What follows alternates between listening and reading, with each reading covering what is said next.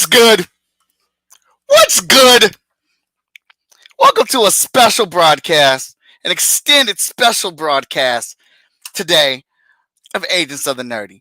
Look, what's good? If you read my topic, you already know what I'm about to get into. I invited a couple people to be on here with me. Hey, let's get this out the way. I'm Mike Watson, and I'm here to talk to you today. I'm gonna be doing a little bit of drawing on the screen as well. Um, Also, I'll be talking about this thing that I got going on called a Kickstarter that's happening that you guys should know about as well. I'm gonna try to stream to a couple different places today. We're gonna see how that works. I'm trying to get that set up. It's not working though. But look, I'm here to talk Star Wars. I had a buddy that was in the backstage. He just disappeared. I hope he didn't get scared by the conversation. Where did I get the new countdown? Thank you. Nice, James. What's up? What's up, man? How you see you? I'll tell you, and I'll slide into your DMs and tell you, Moana. I'll slide into those DMs and I'll tell you. All right. So I got a couple things I got to work on. So I'll be working on those today. And I got a couple people popping in. And if somebody makes some good points or says something really dope or I feel like could add to the conversation, I'll slide you that invite so you can get in here and speak on some of this stuff or whatnot. But here's the thing. So I'm here talking because you all hate Star Wars. Yup, I'm generalizing the hell out of that. You all hate it.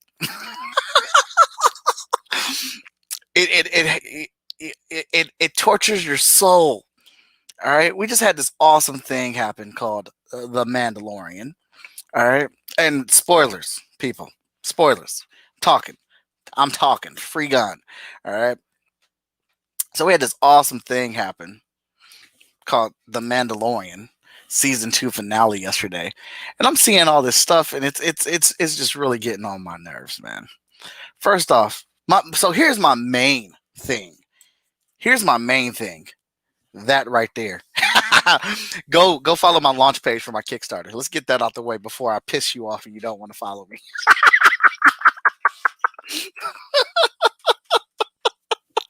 I got this Kickstarter happening for Chat and Draw, my talk show, my podcast show. We're coming up on 100 episodes, and we got a lot of cool things happening with that Kickstarter. So, give it a follow, find out when it happens. I'll be chiming about that and talking about it throughout this whole thing or whatnot. Let me bring my man out. Yo, what's up, man? I can barely hear you. Something's up with my phone telling me I need an update. So I'm going to just try to listen to you on the internet while we do this on the phone. That sound good? Yeah. You're good. All right. So yeah, you sound like data coming through my phone. You sound like AOL's trying to connect back in 1995. That's not your fault. That's clearly something going on on my end. Go ahead and do the update and then come back in. You said, yeah. Dang. That's what you sound like right now. I'm turning on my computer so I can listen to you. Hang on. All right. So at the same time, that's already set up. Oh, this thing's gonna be problems. All right. So my main thing that even brought this whole thing out is I put up a post on my page. It normally does start that way. Fans, that's gonna people, be a delay too, and I'm gonna tell you that right now. I'm working on it. All right, fans and people, look, I feel like you cannot give Disney credit for the bad stuff, but then not give them credit. It worked for the good stuff. It fixed itself. I can hear you. You can't do that. You can't say, "Oh, Disney ruined Star Wars," and then be like, "Oh, these guys over here made Star Wars great." No, go ahead and say it. Disney made Star Wars great because Disney owns it. They paid for it. They gave approvals for those stories. They brought those people on. They hired them, and they approved whatever it is they're doing that's making us go crazy right now. I don't care if you don't like what they did. I don't care if you hate what they did and you love what they are doing now. You have to give them credit for the good stuff just like the bad stuff because they are behind all of it. That's my main thing, man. That's what's got me infuriated today. And then some of the Wait, what you mad for? Cause it's ridiculous. It's ridiculous. Man, I know you ain't getting the spoilers yet. This thing was only off for a minute. People are complaining about the CGI of the show. And I'm like, you got no joy. If you couldn't enjoy what you saw, and I'm not You got none. getting into if you're no, I already put the disclaimer. I said spoilers. Okay. I don't want to get into it before you're ready to get into it. That's all. Okay. We haven't got to that part yet, but I agree with you. So that's my whole thing, and that's what I've been trying to explain in my post. Like, yes, okay, you didn't like The Force Awakens. You didn't like The Last Jedi. You didn't like Rise of Skywalker. Great, and Disney will take all those L's. Disney was behind those movies. Kathleen Kennedy was behind those movies. She's owned them. But Kathleen Kennedy's behind Mandalorian. She's behind Mandalorian. She's behind the Clone Wars having a seventh. The Clone Wars getting another season and putting that out. You know what? Too, I think Star Wars gets and gives itself a bum rap because it always told the story in sections. So even the exception of 7, 8, and 9, there's a lot of context that they don't, especially in 9. There's a lot of context they don't explain that they explain in some book or some expanded universe, handbook of what it is, and you find out through that and not the main story. So people who don't look at that extra stuff don't get the full picture, and therefore the story looks broken. I think they're guilty of that. And when people say that, I can't argue against that. But I mean, in terms of what they're trying to make for a mass audience, I think they're doing a bang-up job. I have my arguments about The Last Skywalker. I liked it. I didn't love it, but I liked it. I thought the sequels were really good in terms of what they were trying to tell. Their execution is hit and miss here or there. So yeah, that's that. But I will say that for those who hate The Rise of Skywalker, I'm going to say it came out like that because you hated The Last Jedi and you scared them into making a safe movie. Thank you. Thank you. So if Luke was 2, oh no, he does life crush them like life crushes people in real life. Or they found something to actually break the dude down and make him question himself. And you're like, this isn't my Luke. You got the movie you wanted, man. And then if you're mad that you got the movie you wanted, you can't be mad at the fact that they took a chance and left out. The 3 arguments about these things are really ironic to each other. The first one, The Force Awakens, was too close to what the original trilogy was. They we want some nuance. We want something different. We got something different and something growing. People were like, that's too much. That's not my Star Wars. And Disney said, okay, so we'll give you the safe bet. We'll make Fast and Furious. Well, it's not Fast and Furious. And I noticed your thing. That's my thing, baby. That's my thing. we go by that all the time. I hope this COVID thing fixes itself before this thing comes out, because I'm dying to see that with you. So we can just argue in the movie theater and just ruin it for everyone, because you make Fast and Furious fun. You make Fast and Furious fun, man. But people complain about things that they wanted, and then when they get it, they don't like it. So, Well, that's what I'm saying, man. So let's look at The Force Awakens. And I'm not saying that I'm a business savvy type of dude. I don't have multi-million dollars or $1 billion or anything, or there'd be hotshot cartoons, animated toys, and all that shit everywhere. But looking at it from Disney's perspective with The Force Awakens, Disney had to show that they could make a Star Wars movie that was enjoyable without taking a lot of risk. They had to bring something back that's been gone 35, 40 years from cinema. I mean, like brand new shit, like new story, new concept. And they had to reboot the franchise, and they had to make those who hated the prequels, me, want to go see Star Wars again. You know what I'm saying? That's a trifecta. That's a really hard tightrope to walk. That's straight up over the World Trade Center tightrope. Like that's super. You gotta nail that. That's super hard.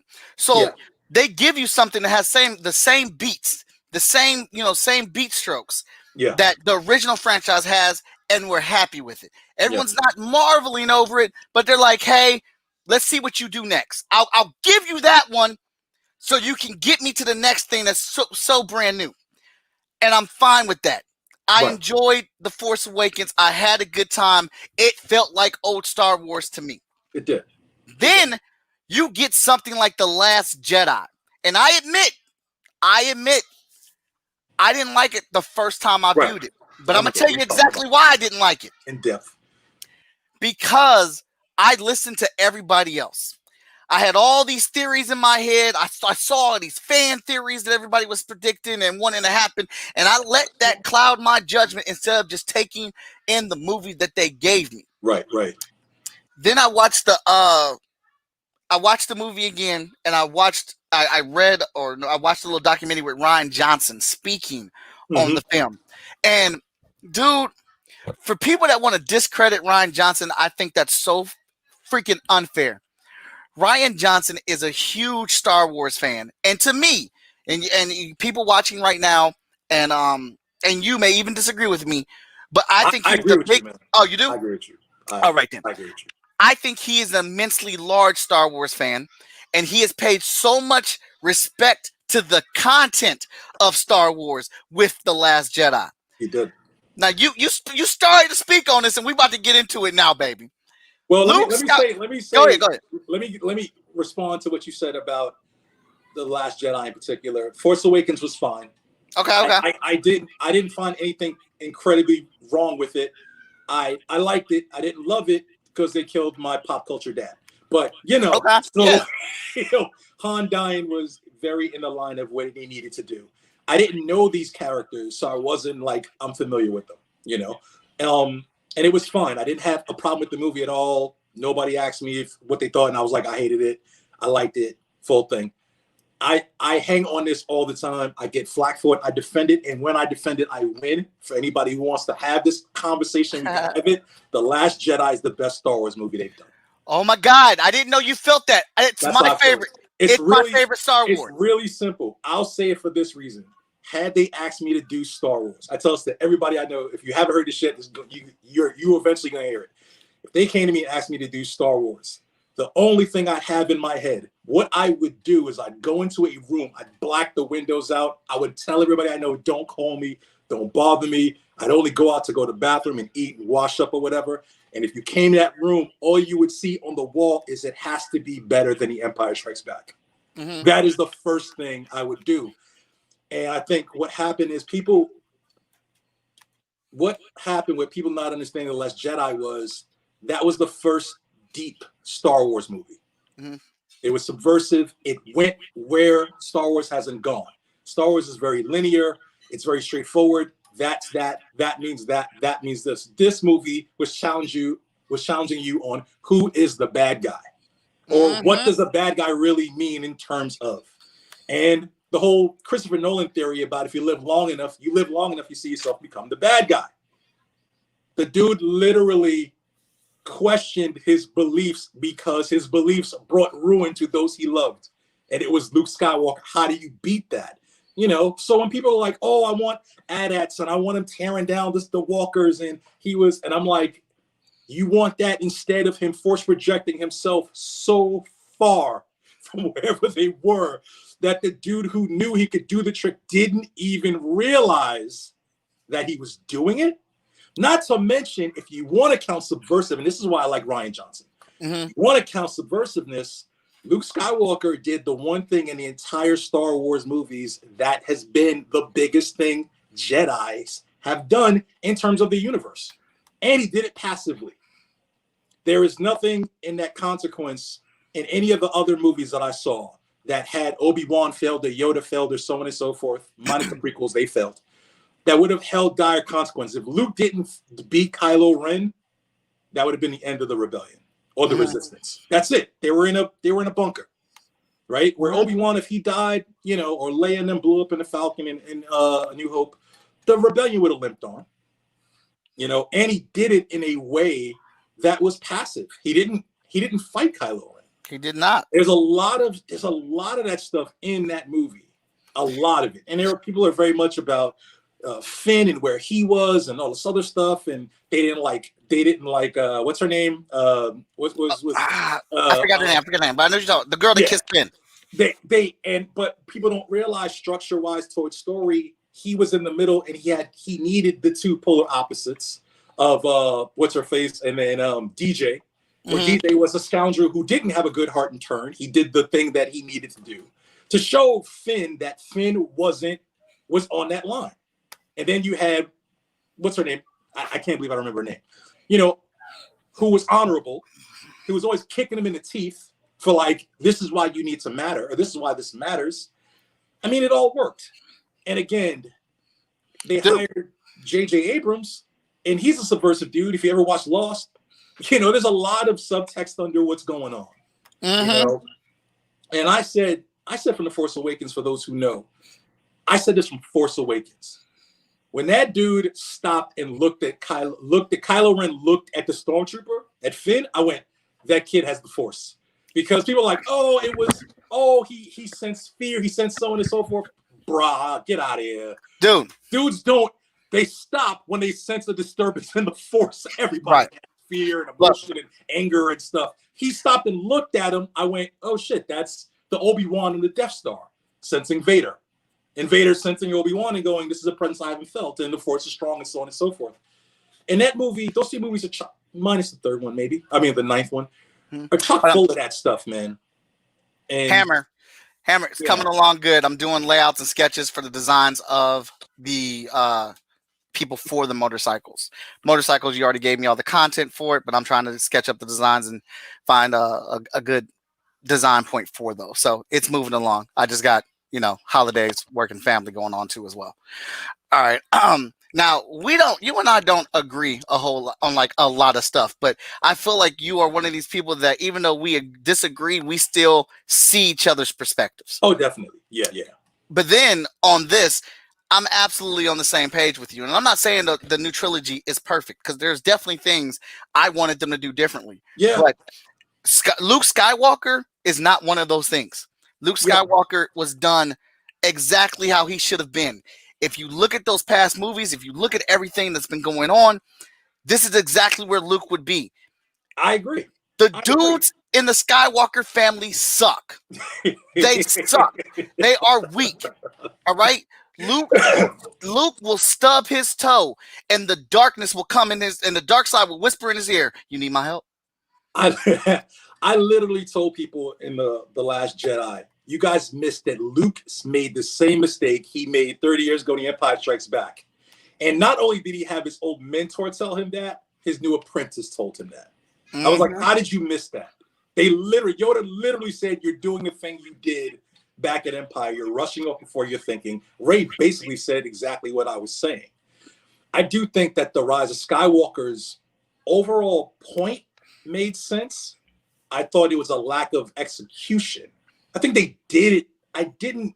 We never heard the Emperor's message to know there's another fraction out there trying to take over the universe, which would make a person understand why Kylo Ren went on his little escapade to find out what the hell's going on. There's a lot of how did the Emperor come back? There's a lot of questions that they could have answered because they had the answers for it. And Rey being a Palpatine, okay, I don't hate it, but if I want to follow even the story of the prequels of the Emperor being that dude who can sit back and wait to execute a plan, the last movie actually makes a lot of sense. He's only done that in the other movies. So the whole Exegol and the Star Destroyers, and they looked the same, and he had people on there that were legions of people. People don't understand why. I can very much go, well, you've seen the dudes in Return of the Jedi come off the ship. Clearly, those were his dudes. They showed an acolyte of the Sith, and Vader was in the back of the tank in Rogue One. You can easily make that connection, but I do think the onus is on Disney to kind of lay that out.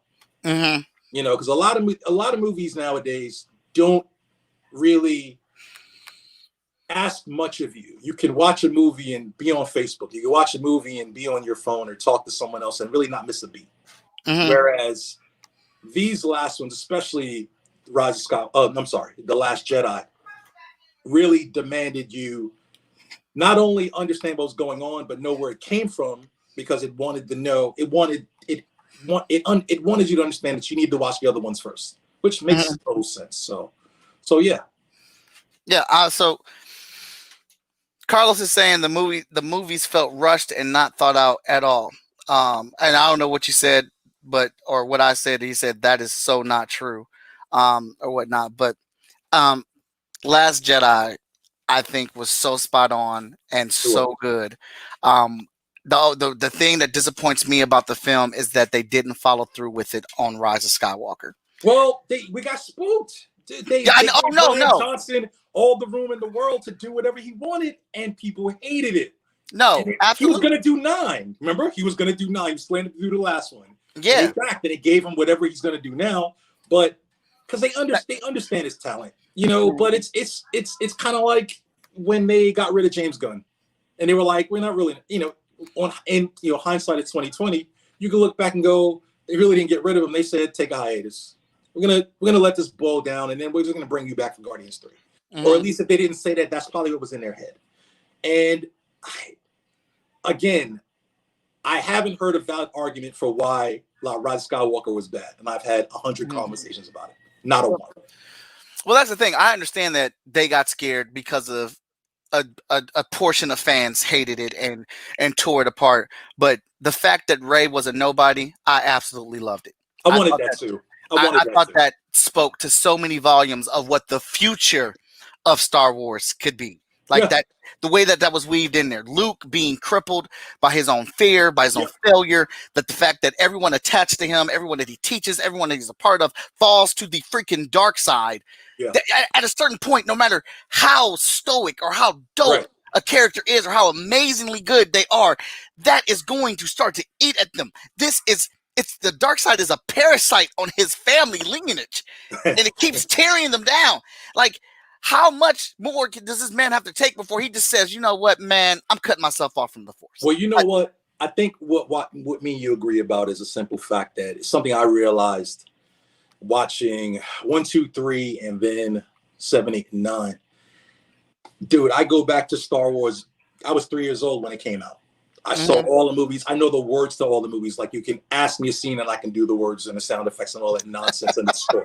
Like, I go back, dude. I had the toys when I was little and all this other stuff. But with that being said, I've realized in those prequels, and especially these, that I am not as big a Star Wars fan as I am a fan of good story. And I know a lot of cats that I've talked to who didn't like it. Their reason ends up being they're more Star Wars fan than they are of story. I've laid out to them, really? So what do you think Luke should have done? And they can't answer it.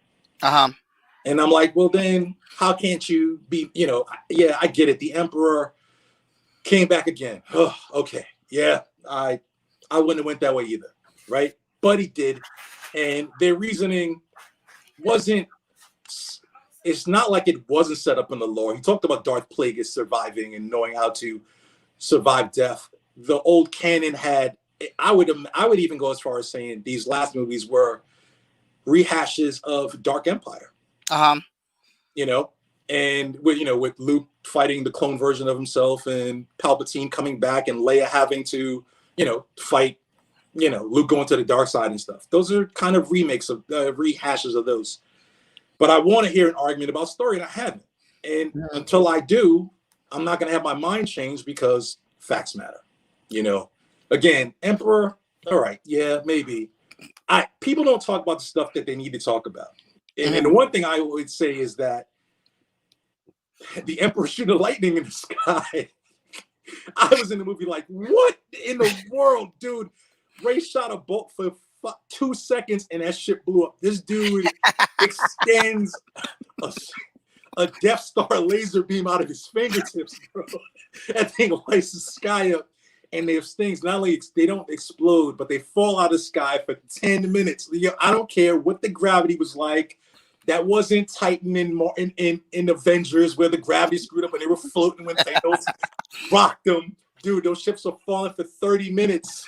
And you get the turn on and just fly. Nah, no way. No way.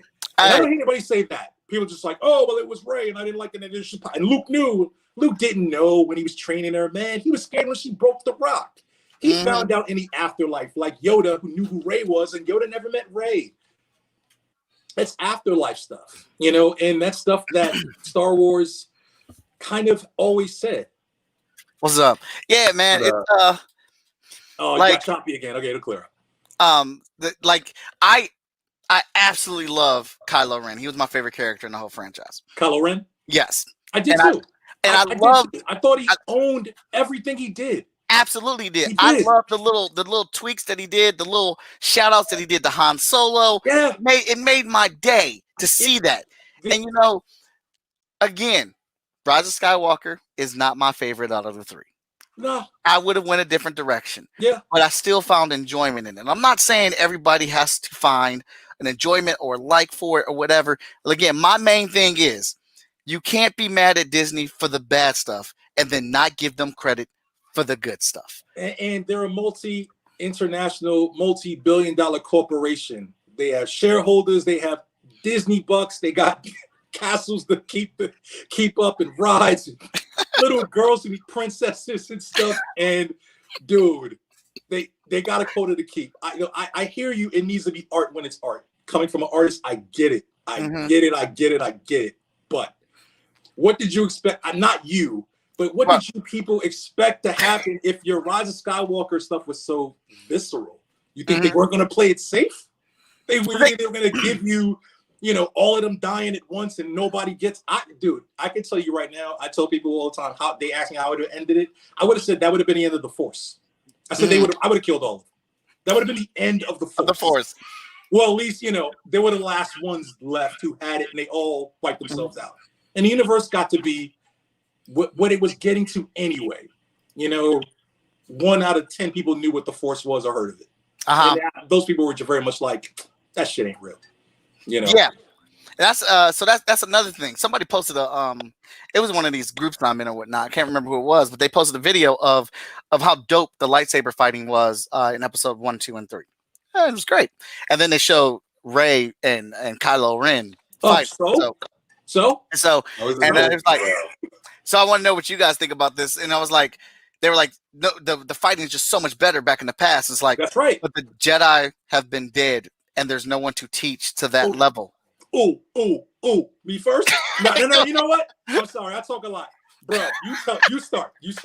I got a lot to say about everything. So go ahead, Ryan. Just listen. Well, man, you know only like one of the films of the new trilogy, bro. And that's The Last Jedi. I don't like, I mean, I'm partial to Force Awakens, but it's just a homage to the New Hope. Just a reflection of the New Hope, which is, you know, it's good and all. It pays nostalgia respect to fan credits and all that stuff. And I get it, but I wasn't like a big fan, like a huge fan of Force Awakens. My partner is, but it's too much like Star Wars: A New Hope. But The Last Jedi had some grit, some weight to it. Okay, it took Star Wars in a direction that I would have loved to see play out. Went to Episode 9. Yep. And everything you guys have been spot on. Everything you guys have been saying has been completely spot on. You know, it was a great fear. You know, they didn't want to lose the people who grew up with Star Wars in the 70s, and they also wanted to cater to building a new fan base for future generations. I get it. I understand all that. But as we know, you can do that beautifully with a little television show called The Mandalorian. You can do that beautifully. And, you know, and like you said, Kathleen Kennedy, I think she had fear. There was people, investors, all that shit going against her at that point in time. You know, now we have something to look forward to. Now, in regards to the duels of lightsabers, the trilogy back in the 90s, Phantom Menace, Clone Wars, Return of the Sith, is a different time period altogether. Yes, you know, it's the Jedi Order. You know, we got Order 66 up in there. Right. Jedis were trained to be finesse lightsaber. Yeah. Finesse. You know, giving you all the shit that you need, giving you, Last Talk to Airbender him. shit. Talk to him, Yep. Ryan. They Talk were to giving him. you Last Airbender shit. We have Maul giving you all the love, Qui-Gon coming at it, and then you have Obi-Wan giving you all the love, and Anakin rolling up in there hard, giving you all the strength and all the glory, even in the cartoon, all of it. Okay, so yes, it's a different time period altogether. When we're looking at the new trilogy, you don't have that. You don't have people teaching you. You didn't have, Leia sitting back practicing her Jedi skills, bro. You didn't have that. And Luke, his past is so jaded and faded, we don't know much about it. As we know, the finale of The Mandalorian, they established a new connection of seeing what his past is like. I'll tell you what Luke's past is. His past is all of 2 weeks training with Yoda. Yeah. And then he killed Yoda because Yoda got tired of him asking the same questions over and over again after he showed this man the Force is there. Look, is this your king? Is this your man? And I'm not taking nothing away from Luke Skywalker because once we get to a little bit further, he really came through, and I got really excited about that. But he does come through. And I like the weight and gravitas that they're establishing with Luke Skywalker because to me, I feel like he's the pinnacle. He is the full connection of the Skywalker saga from beginning, middle, and end, no matter what. There's nothing you can change about that, unfortunately. He is the link. He's the key to everything. I love seeing. What up, J-Man? Go ahead. I think that the one thing that the 7, 8, and 9 got right was Kylo Ren. In terms of I have issues with that. I'll say he was bratty in the first one, and I went, "Oh, I'm gonna hate this kid," right? Like that Force Awakens, he was all, and I went, okay. And I remember my aunt was like, I didn't like him because he was Vader, and I was kind of like, well, maybe that's the point. And then I kind of started to appreciate the fact that he wasn't, because I started to defend him, going, well, he's not supposed to be. He's a dude who's trying to be. He's the pretender, right? And then he came off in the next one, and he kills his dad. He gets beat by this chick who's never fought with a lightsaber. And he's trained. And the new dude screams at him. And he decides in that elevator, we're done. We're done. And he knew. He doesn't blow his mom up, which I knew he wasn't going to do because dudes go after their fathers, not their moms. He didn't blow his mom up, which seemed right. The stormtroopers, the other TIE fighter pilots did. He literally just owned again. Well, she died. This is the side I'm on. And through those movies, man, he never looked at Luke and said, "I'm sorry." And I give you that. Have you come back to save my soul? Like he went for it with Luke. He went for it. Look, he tried to kill him. Kylo Ren gave you something that Darth Vader never did. Yes, he won. He killed the master. He came all to of grips. it. He had to come to grips with it in 5 seconds. Like he looked at what he did and moved on and said, "Yo, okay, we're burning it all down. Join me." She said, "No, you got to go. We're going to get all of them." And then in the third one, he just was the dude who he had to be. Dad came back in the memory. I gotta have redemption. I have to go to the good side of the Force.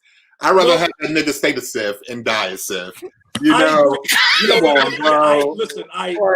In Last Jedi, I agree. In the Last Jedi, he was so like everything. I'm Sith. I'm gonna everything up.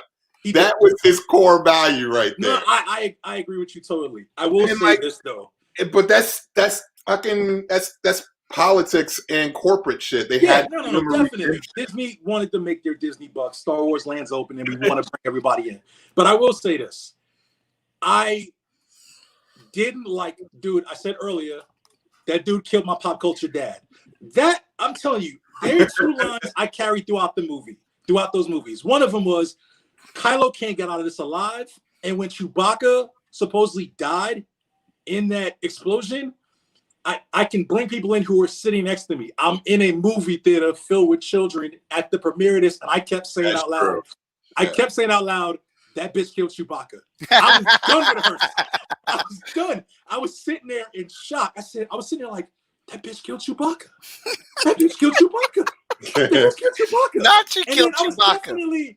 let down when they did the Indiana Jones reveal way too early, but I was definitely, part of me was like, oh my God, he's alive.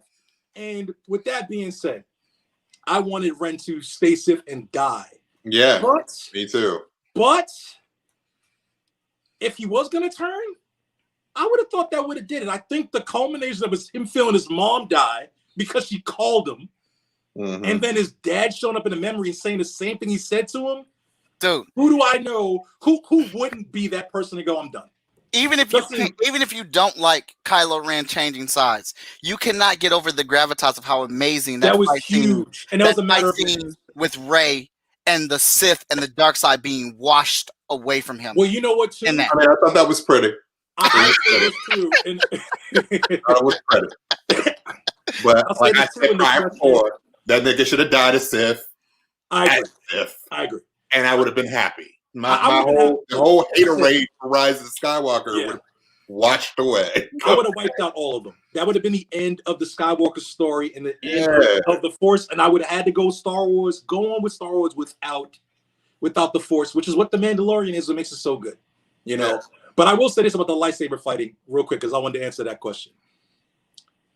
One thing I did love about the last three was that people bitched about Rey beating Kylo Ren in The Force Awakens. And I remember saying he just killed his dad, and Chewbacca shot him with a gun that literally was flipping stormtroopers in the air. Dude was holding in his guts through the Force, and he just killed his dad. So yeah, he's gonna be a little off. The dude had finesse. He sliced Finn perfectly. We didn't kill him, but he knocked him out. Hey, now, that's just movie magic. That's movie magic.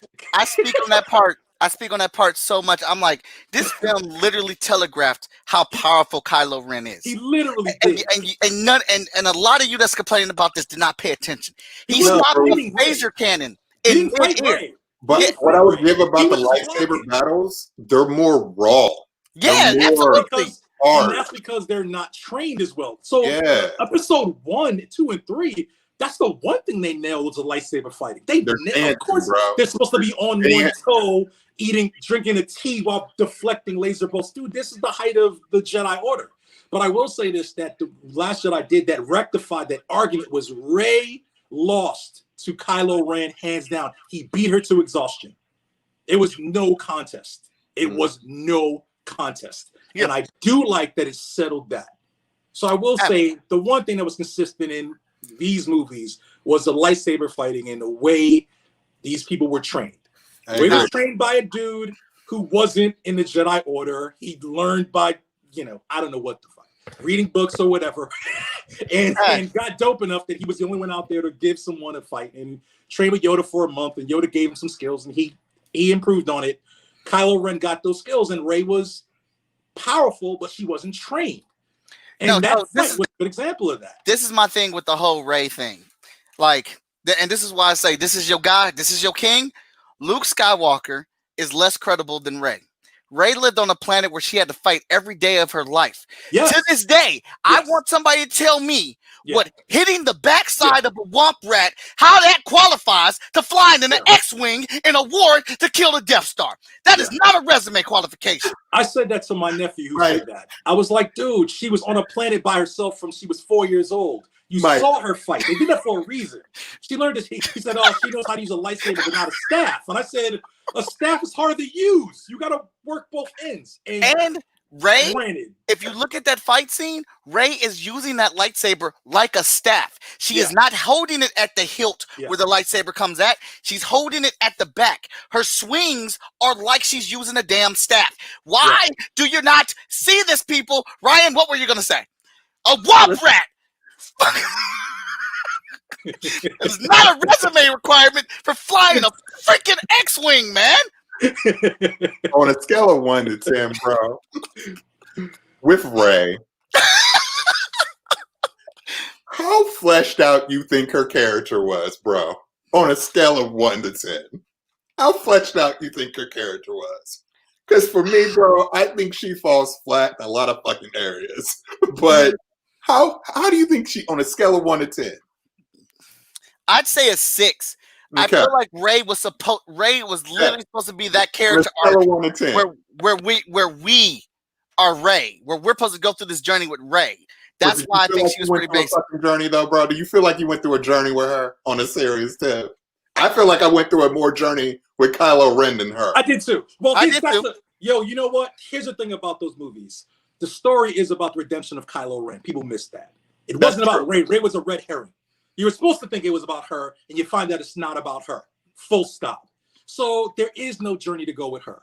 I honestly, dude, if I was the script doctor this movie, I would have had Rey go bad at the end when she did the Emperor. She goes bad, and Kylo Ren has to fight her.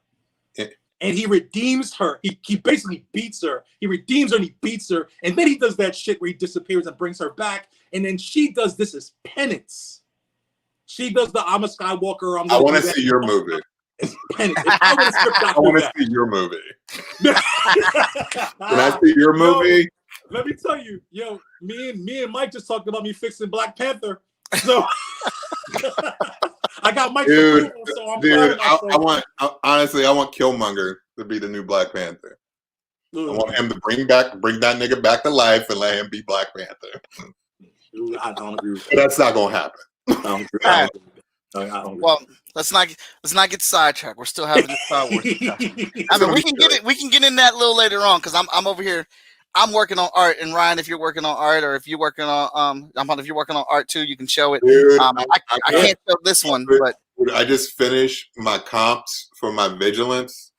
Oh, I finished my comps of what like my version of vigilance is supposed to be. Okay, dirty. All right, nice. I'm here for it, but and then, so, like, of course, these epic discussions are going on back and forth, and, we're talking about how great The Mandalorian is, and I'm like, I'm not saying The Mandalorian is not great. It is wonderful, but at the same time, it's not a masterpiece. I don't know why people are considering it a masterpiece. It's not. But at the same time, you can't be mad at you can't be mad at the movies for doing what they did, and then when Mandalorian gives you what you've been asking for, gives you what you've all been crying for, you're still upset at that, saying, "Oh, you didn't give me anything new." They gave you new stuff for a whole season and a half. They gave you the redemption arc for Boba Fett. Boba Fett is trash. He is trash. Boba Fett didn't do nothing but walk in the room and point a gun, and Darth Vader was sitting next to him. He didn't catch Han Solo. He ain't shoot one laser beam, and he died from a kick that did not touch him. Hold on. Boba Fett is trash. And he went out in comedy relief because of Sarlacc Burke after he ingested him. Exactly. Dude, I'm sorry. Let's not talk about that last episode. Let's talk about the one where he comes to get the armor. Because I was 6. Okay, but the Robert Rodriguez episode? The Robert Rodriguez episode? Yeah. Yeah, because they had Robert Rodriguez all over it, bro. The 6 and the 9-year-old almost died in me because they needed Boba Fett's redemption. That dude was breaking stormtroopers with a bantha stick or a Tusken Raiders staff. Dude, he was breaking them. He ain't put the armor on until the last 5 minutes, shot the rocket. And then on top of that, the only person I've seen shoot the rocket was the toy that I had. We never knew what that rocket was for. How does he use that? Yo, dude, you want to talk about... All right.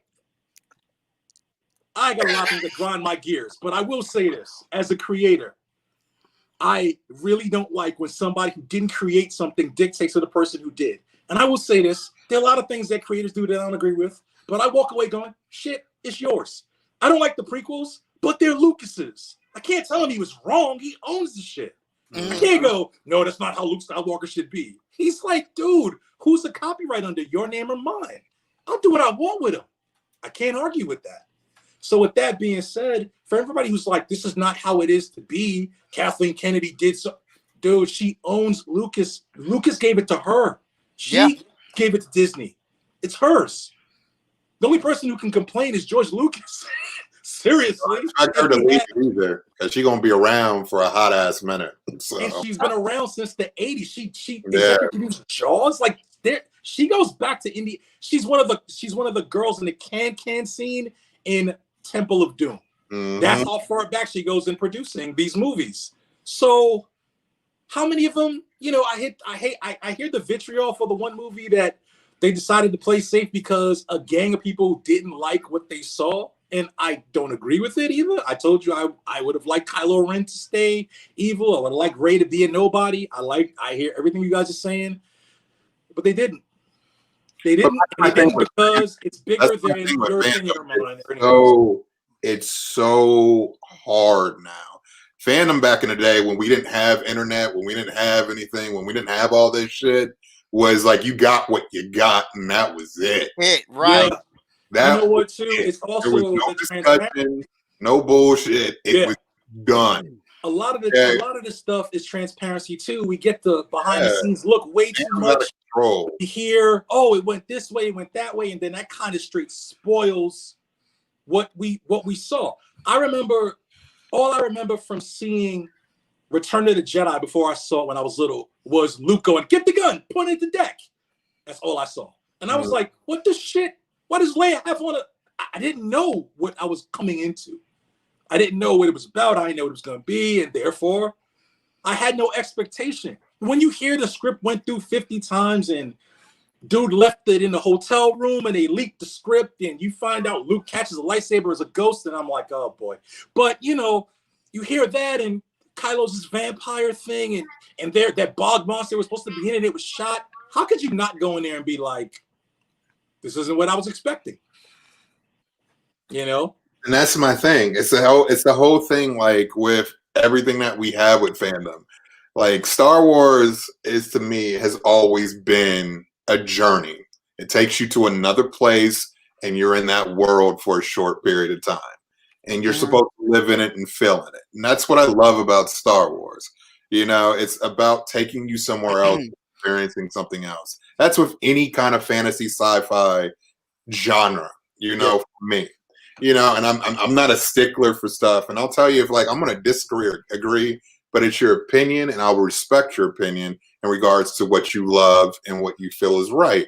But for me, fandom should be a baseline of enjoyment and really enjoy what you get, because this is what you get.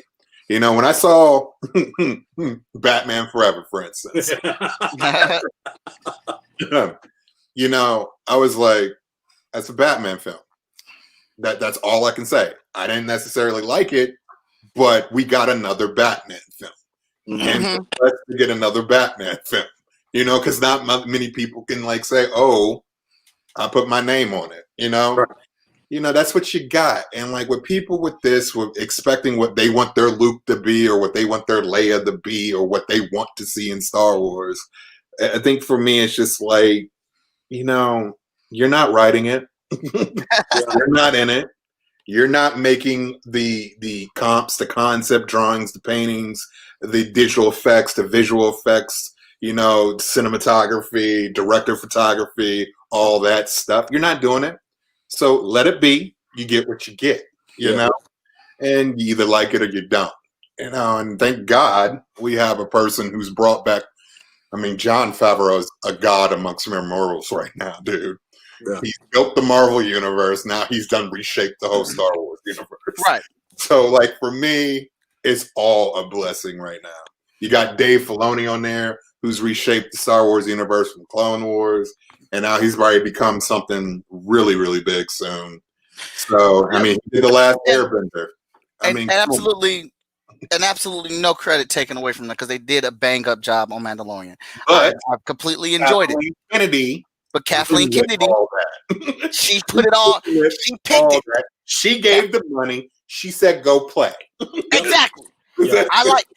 She said, "I like what you do. I like what you do. Go have fun." Yeah. And I'd like to go back a little bit on what Jamal said here, and I hope so much to still get Rian Johnson's Star Wars movie. I really hope. I hope they do. Yeah, I hope they do appreciate his skill. I hope that they see his talent, because The Last Jedi was amazing. Yeah, to me, 9 was amazing. He has a good track record too in his movies. So, you know, I mean, they're controversial because they challenge you, but time has that thing about it that makes you look back and go, this wasn't as bad as I thought it was X amount of time ago. Dude, I just watched Return of the Sith the other day, and I don't even like the prequels. And I looked at it again. I was like, It's not that bad. It isn't in terms of it being its own movie, right? Yeah, I totally get it. It was just cringeworthy in the acting.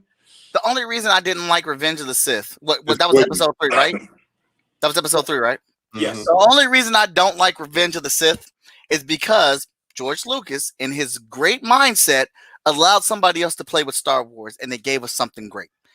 Those animated Star Wars shorts for 2 seasons, ones? yes, Yeah, they are glorious, and they led directly into episode 3. When I saw those cartoons, and I knew George Lucas greenlit them, and he said it is canon, it's part of the world, and it led directly into episode 3. I said George Lucas has fixed Star Wars. He has brought it back. He's been taking notes. He's paying attention. Episode 3 is going to make up for those first 2 episodes. And then he didn't. Well, and then on top of that, he ruined all the surprises from the other one. Yeah. So if he wants you to, I watch, Mike, we talk about this all the time. I'm the fan of the machete method. Do not watch them in order. Do not watch them in order. Because he wants you to watch them in order. And if you watch them in order, Luke, I am your father means absolutely nothing. Yeah. You're just waiting for him to find out. You don't go, holy shit, is that true? When I saw that, I spent the next 3 years arguing with people that he wasn't his dad.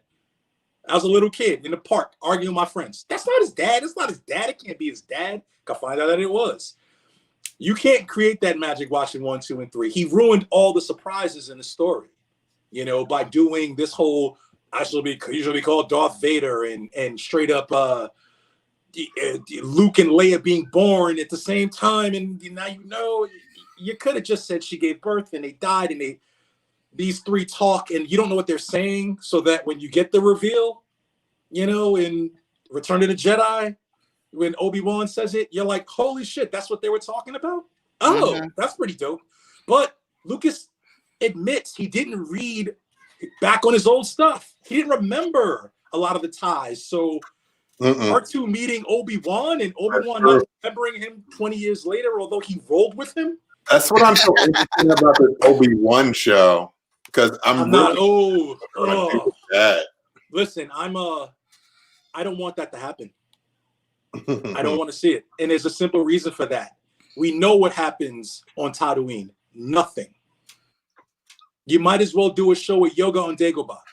Nothing happens. The dude lives in the desert. He looks at Luke. He eats. He shits. That's it. Nothing happens. I don't want to see young Han Solo or Boba Fett.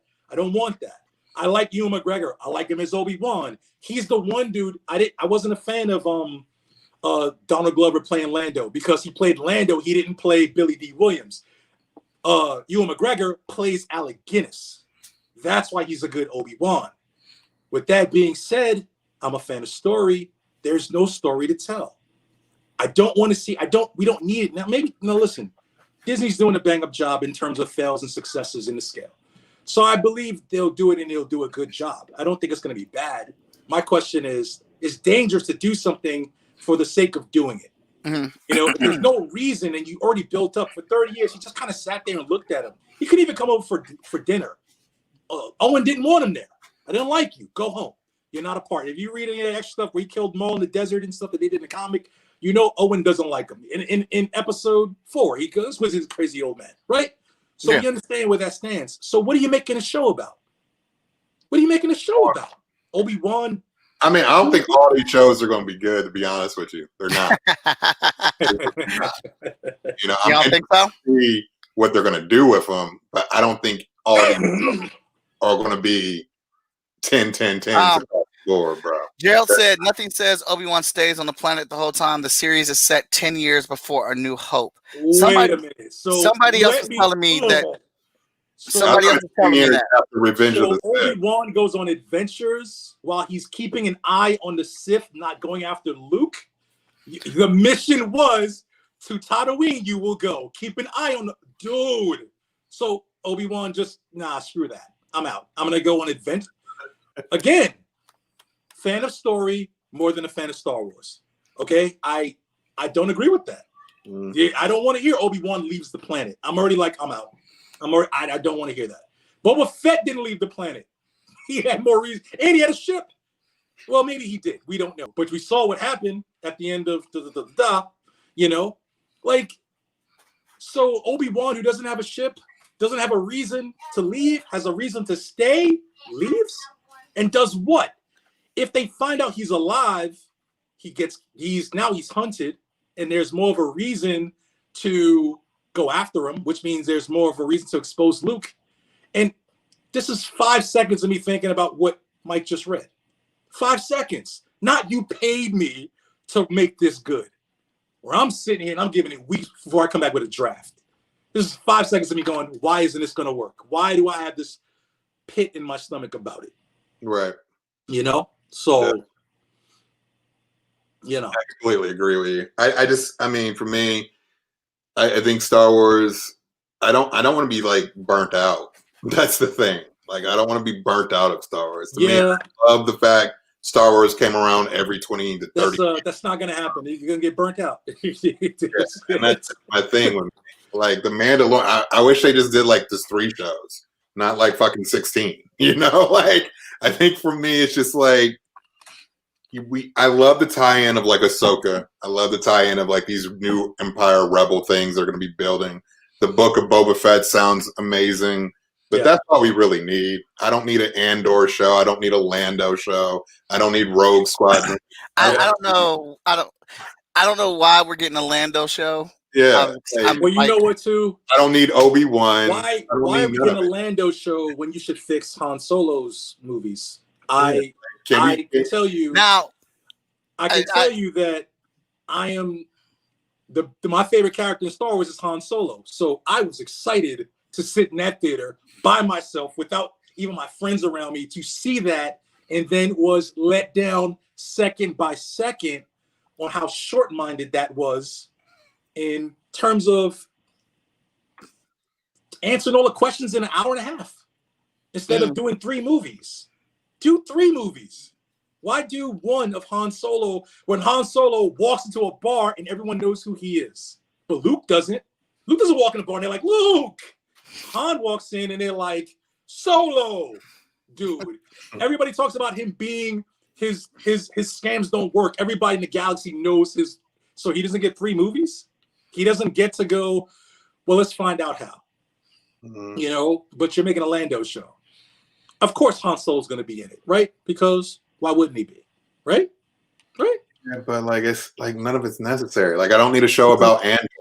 Like he died in Rogue One. That's all I need. Like, why are we making a show? Because that's the one. Because that's the one movie that gets universal praise from fans.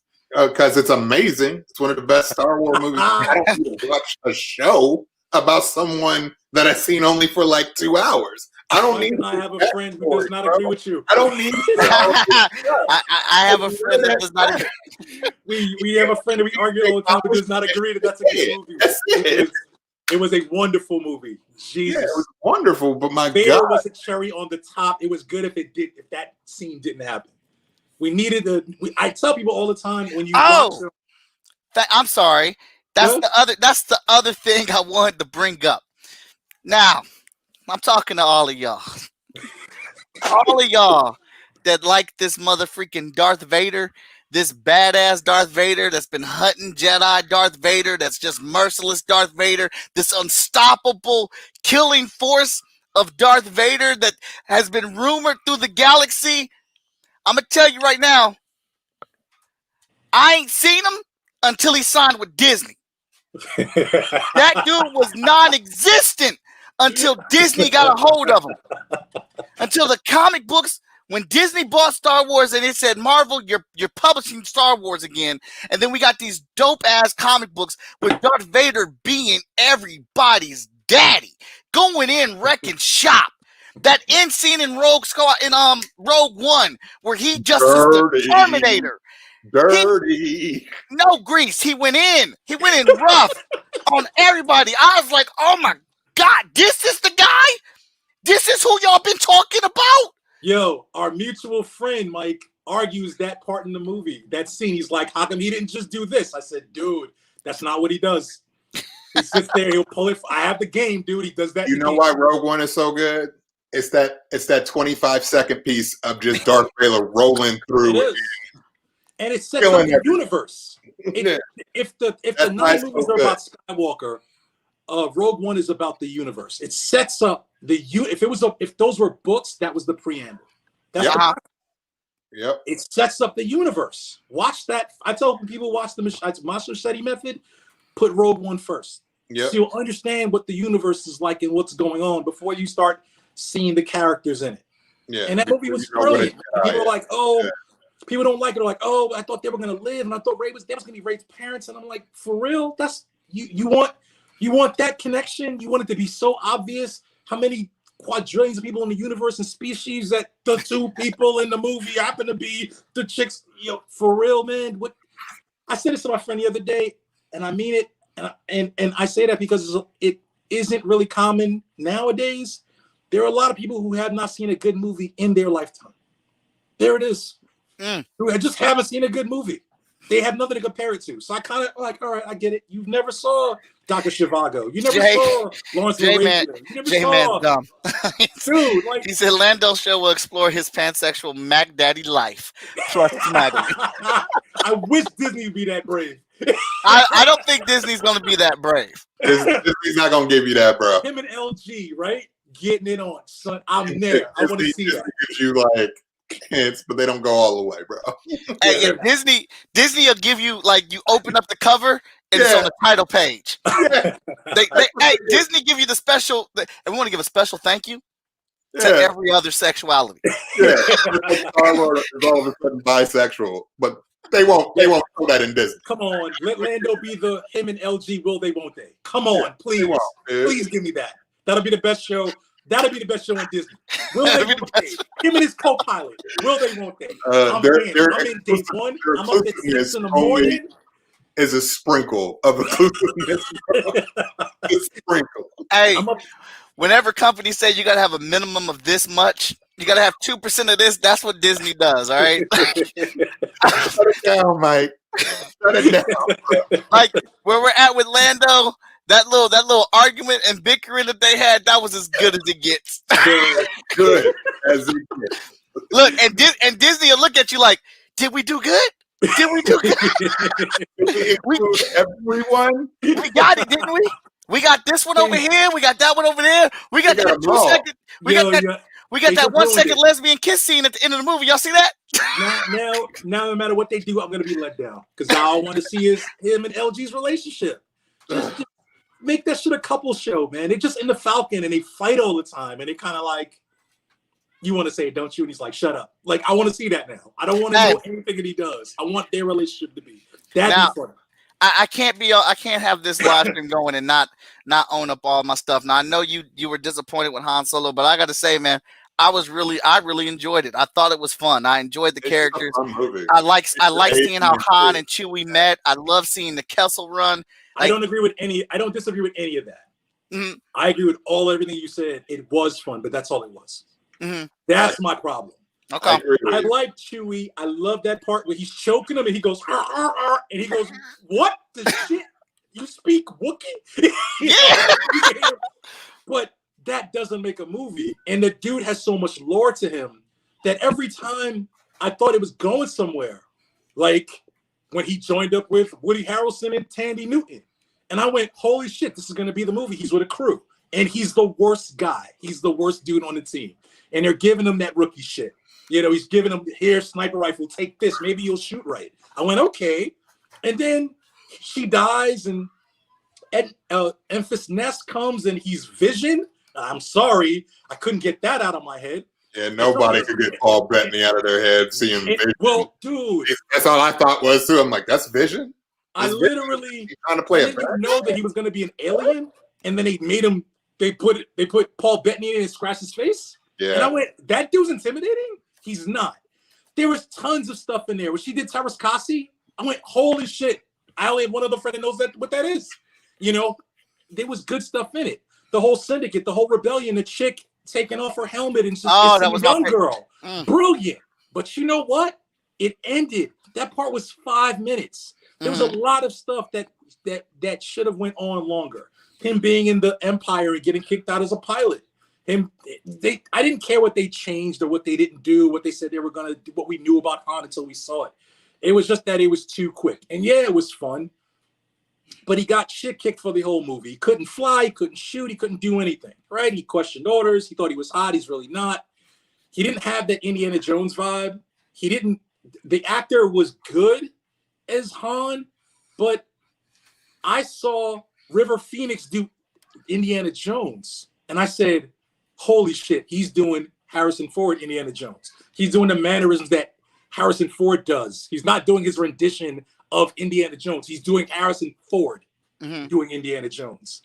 So when I see this dude playing Han and Childish Gambino playing Lando, outside of that first line Lando gave, where I did a double take, I swear to God, Billy D. Williams did that voiceover himself.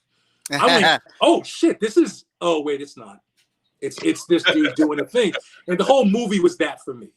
I like the relationship with the chick, and she went bad. That should have went somewhere. I love that. Anywhere. The whole thing was, and if the whole underlying thing is that you can't trust anybody, the story, the trilogy should have been how Han became a scoundrel. He had no choice. Everybody betrayed him. Everybody said that in the movie. Everybody. Woody Harrelson said everybody will betray you. Do not give them a chance. Everybody you know. And he shot him. They fixed a lot of Han shit in there. They did a lot of. Here, let me go into the weeds for a second. Rise of Skywalker with the light speed skipping drove me insane because I think that was solid. All he didn't do was punch in the coordinates. All he did was pull the lever. Right? Han literally drove the ship in through a fucking force field in The Force Awakens. He came out of light speed inside the system. Where in episode 4, he's like, you never do that because you got to put the coordinates in. Some people are like, oh, this is stupid. Space skipped. How did he do that? He just pulled the lever. He didn't coordinate. He didn't calculate the navigational blah, blah, blah. He just pulled it. And he was dope enough to be a pilot that he could kind of fly around as they came out. Exactly. They followed him because they were tracking them. Like, how could you mess that up? That's Poe's thing. He flies. Thank you. He is a flyer. That's his skill. He was drifting the X-Wing in The Last Jedi. Remember that? He would lean to the side. I was sitting there like, here's a nod to you. This is some Fast and Furious shit. The dude is dope in an X-Wing. Like he beat Vin Diesel in a race. Yeah. He was a pilot. He was the pilot. Am I supposed to think Han's the only dude that could pull shit off that would try something? But my argument again is that's what people argue about. They're like, oh, that doesn't work. And I'm like, you think the cats who made this thing, who get paid millions of dollars to do it, who have their careers and their whole identity riding on the line, didn't do research? You think you figured that shit out and they didn't? You think that's it? You think you found the straw, the needle in the haystack? That they didn't go, wait, this dude can't light speed skip. That's impossible. Of course he can. TIE fighters followed after him. It was like they established in the last movie that the Empire established light speed skipping. Nobody said it was the first time you've ever seen a TIE fighter go into light speed.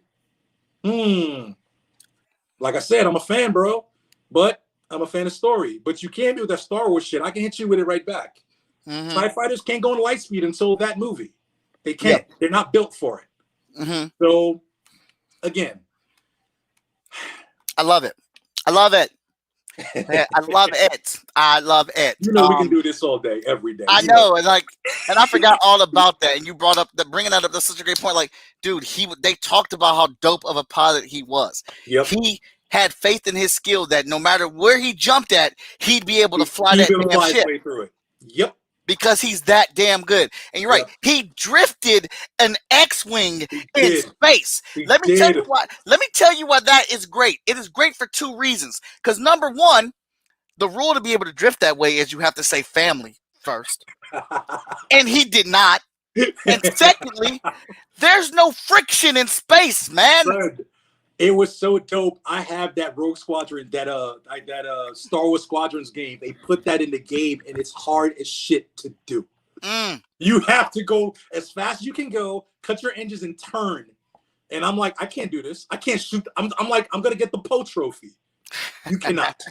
There's a Poe trophy. It's shooting down 6 TIE fighters while drifting, and I'm like, I'm going for it. Can't do it. That's incredible. I'm not a dope pilot. They That's did a their great one. research. Everybody who's mad at Poe for going into Lightspeed, calm down and give the thought simply to this. Do you think the dudes who are making this shit, who have far more on the line than you have not given this thought? And that's the end of the conversation. Absolutely. You know? So, what else you got, man? Can we get into this last episode of The Mandalorian? Yeah. Absolutely. Cool. So again, if you guys are tuning in, we're about to talk spoilers. Last episode, Mandalorian. We're talking it. If you don't want to hear about it, I don't want you to leave, but you got to leave. But you need to if you're going to leave, make sure you check out my Kickstarter because it's been a while. I ain't said nothing about it. It's happening. Follow that Kickstarter. The launch is going to be happening very soon. Follow my launch page for updates and stuff like that for when it goes big, because it's going to go big. It's going to happen. And it's going to be a great Kickstarter, man. I got a lot of cool stuff planned for it. And I'm hopefully going to have a day with it. Hoping.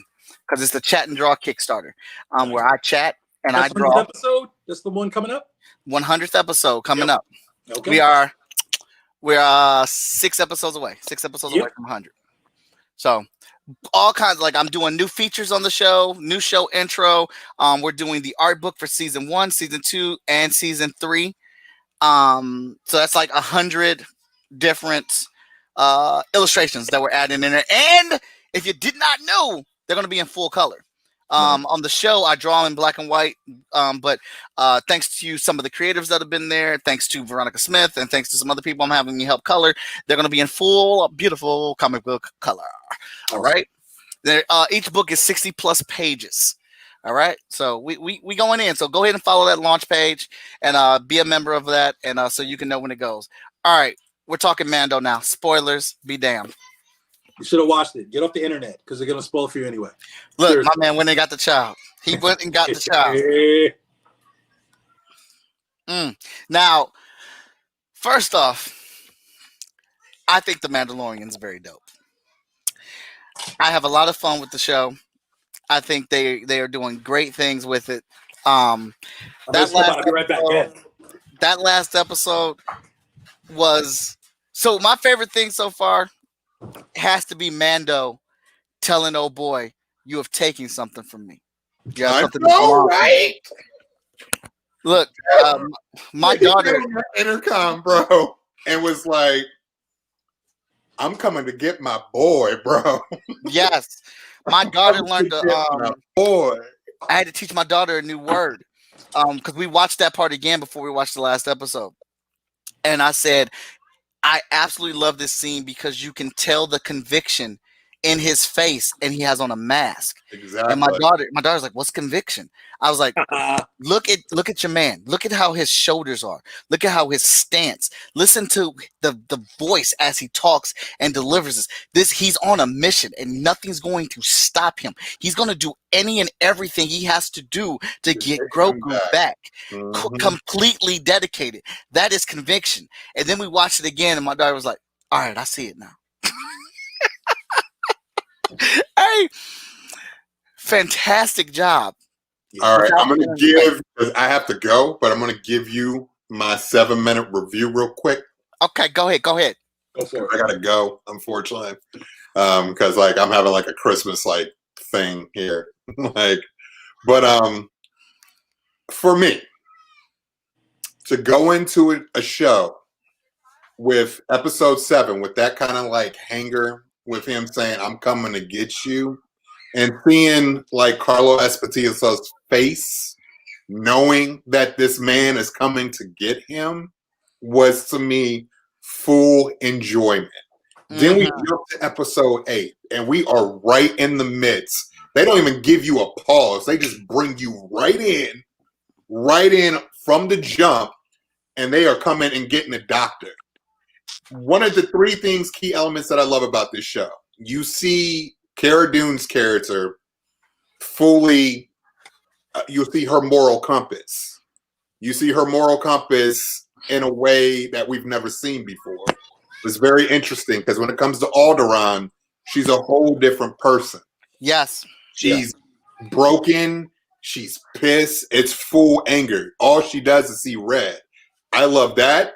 So it's going to be interesting to see what they do with her character in the future.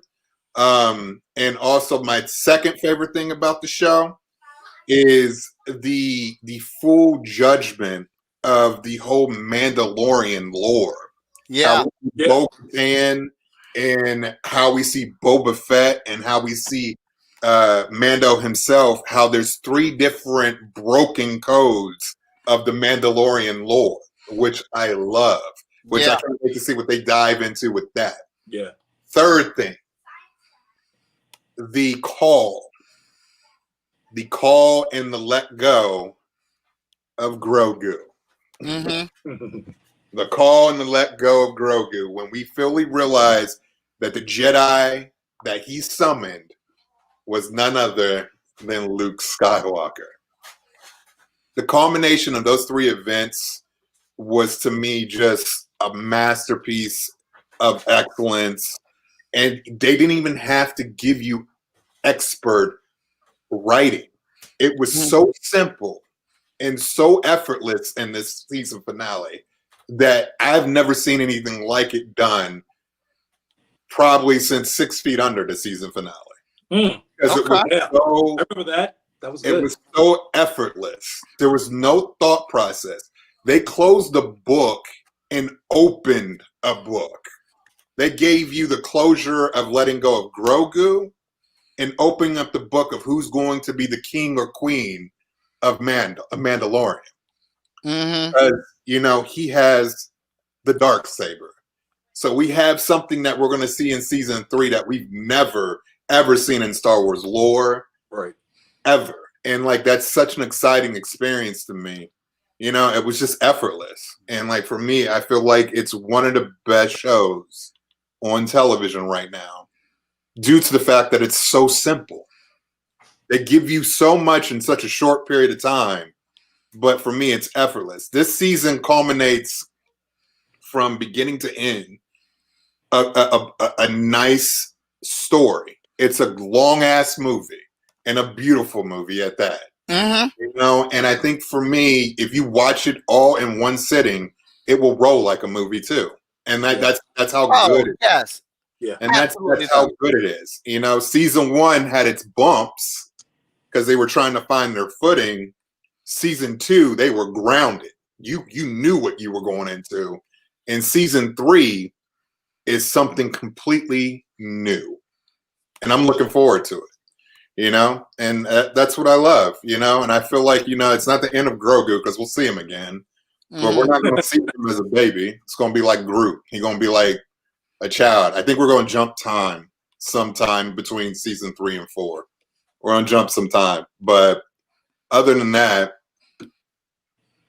gold. Yeah. Before you go, I'll give you a spoiler about what I think is going to happen. I don't know if you know this, Mike. Me and Vic had a conversation about what was going to happen. And I told him, because he called me. I found out by watching The Mandalorian. I got a text from Vic at 8 o'clock in the morning. Yeah. And it said, "You son of a bitch." And I was like, what's this about? And we had a conversation before when he made the call. And I said, dude, Luke Skywalker is going to come get him. And I said, and here's the. I'm not gonna lie, brother. I was rooting for Mace Windu. I was rooting for Mace. Mace is dead. Mace needs to be dead. Luke, I can take. Mace cannot come back. Hey, if Mace comes back now with the Emperor in charge, and he cut off his hand and he tricked them, and Anakin became Vader, and he shows up now as some geriatric 90-year-old Jedi. I think I'm done. I don't care if Sam Jackson plays him. I love Sam Jack, but. Ooh, where were you all this time? You better have been somewhere where you could not come back. They need to write the hell out of that. But I will say this. In knowing Luke Skywalker comes back, here's the tie-in. What I think it is, he's one of the Jedi that Kylo Ren kills at the temple. Yeah. I think it's Grogu. I have no doubt that Grogu is at that temple. And if you do the math, he's only what, 70? Mm-hmm. So he's still basically a child. What's that? 12 in his age. He went from 3 to 10. Yeah, I'm thinking that Grogu dies in the temple. Yeah. My wife immediately said that as soon as Luke walked out with her, she was like, "So Kylo kills Grogu? I don't want to see that shit." Yeah. I think it was Carlos, the guy that was making comments earlier. No, it was not Carlos. It was Alan. on my thread talking about this is a plot hole. You're telling me Grogu was picked up by Luke and we never get a mention of him, or we never see him in any of the shots when they do Luke's school. I'm like, just because they show certain kids in one shot in a comic panel don't mean they showed all the people that were at Luke's damn camp. Like, Grogu could have been taking a piss. He could have been off on a ship and trying. Look, it's not a plot hole. It's not. And that's what people fail to realize. There's no plot hole in this. This is just, you get more story of Luke and a realization of full circleness, man. I like that, but I don't want to see Jedi for a while. I want Mandalorian to be Mandalorian. I don't want to see no lightsabers. I just want to see Mandalorians. Yeah. Yeah.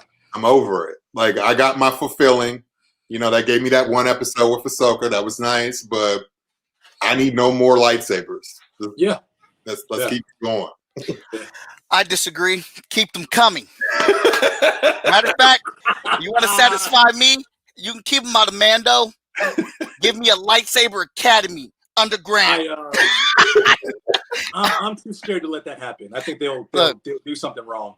Hey, look, I'm here for lightsabers and force powers and bubblegum, and I'm all out of bubblegum. All right, that's what brought me into Star Wars.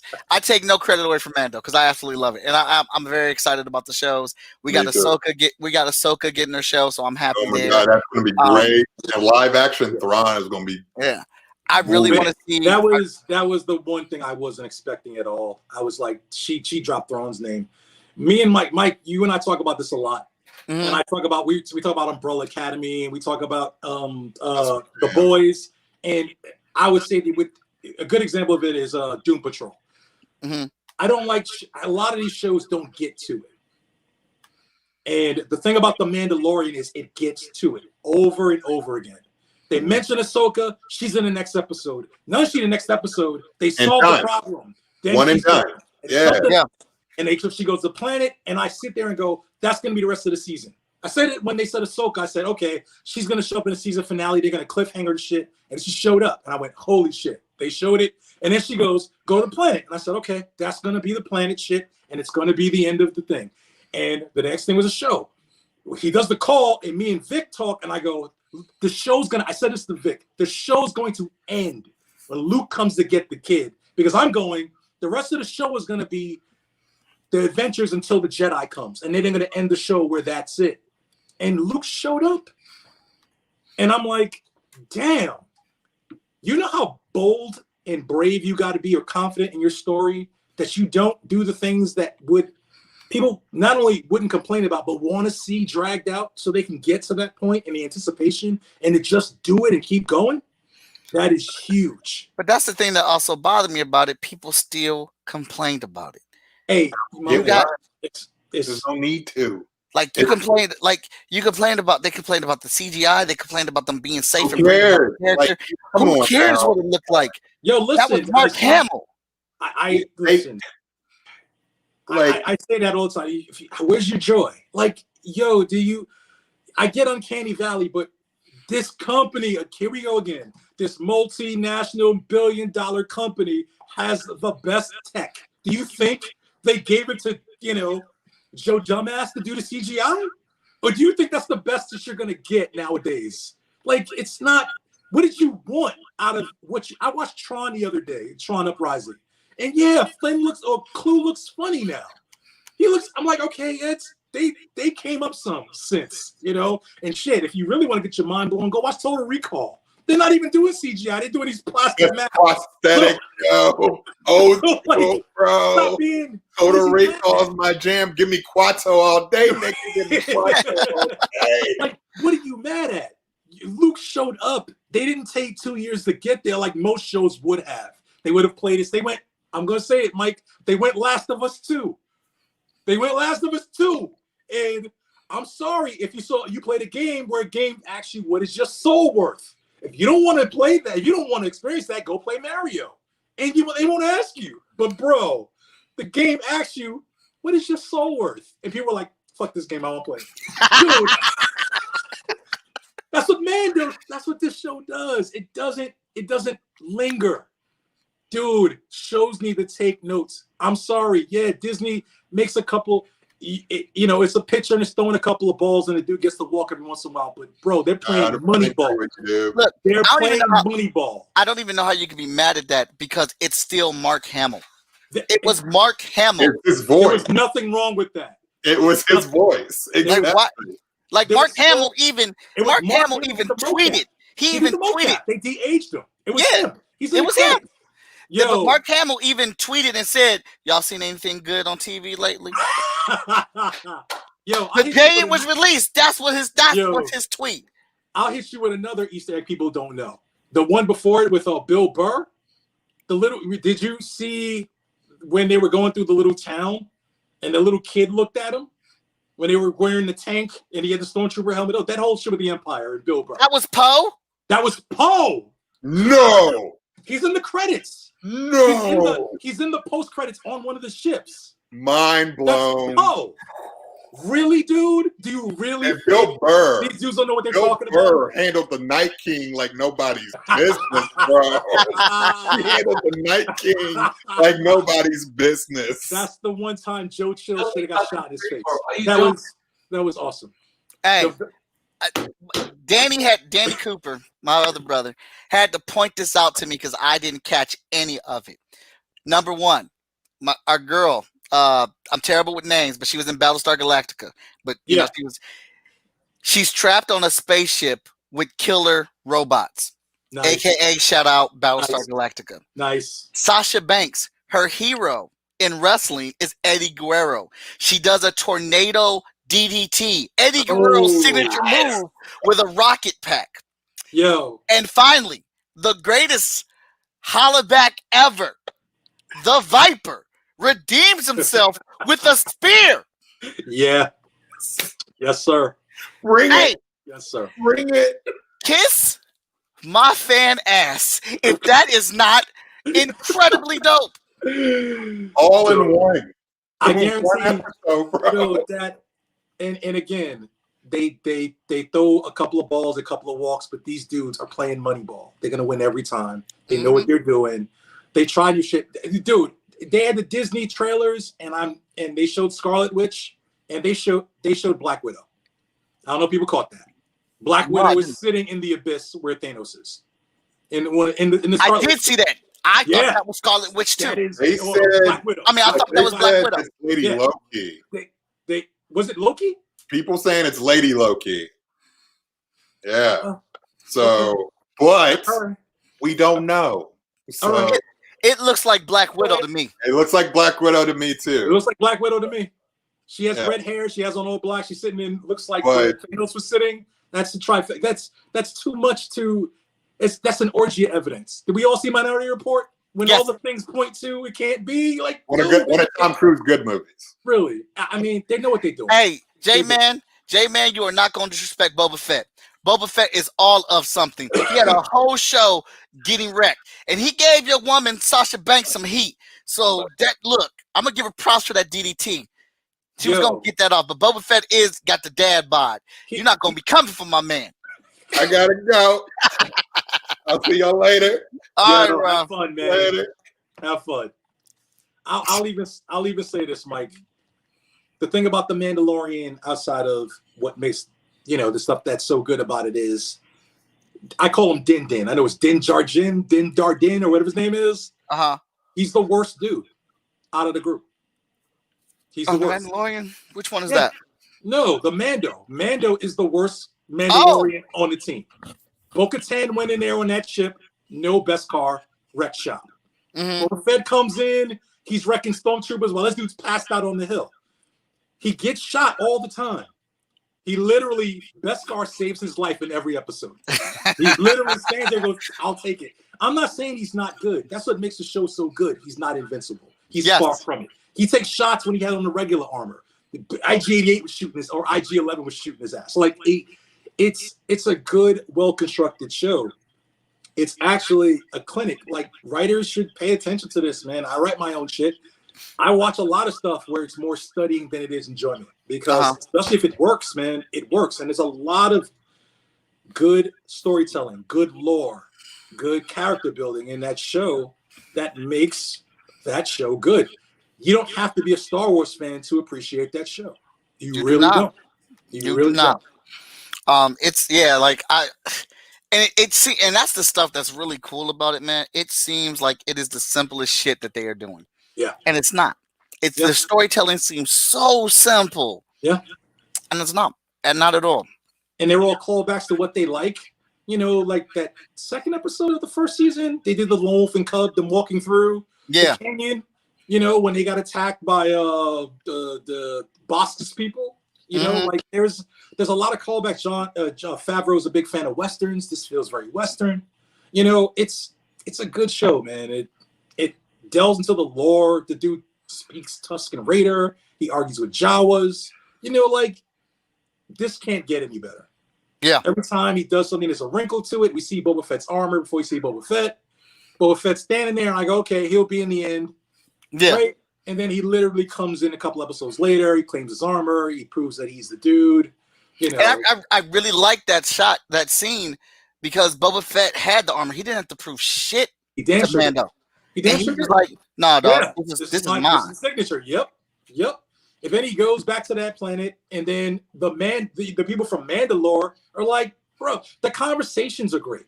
But she's like, "I heard your voice 1,000 times," and I'm like, "Holy shit!" She's talking about because she rolled with the clones. Or even the shit with the shuttle, the guy in the shuttle where he just decides he's going out on his feet. Yeah. And he's all like, yeah, I remember Alderaan. I was there when they blew it up. I enjoyed myself. Like, he knew she was going to shoot him in the face. Man was the only one in the world who didn't know what was going to happen next. He's the only one. I was sitting there like, when that dude said, I'm not with them, he shot him, I went, he's going to go out.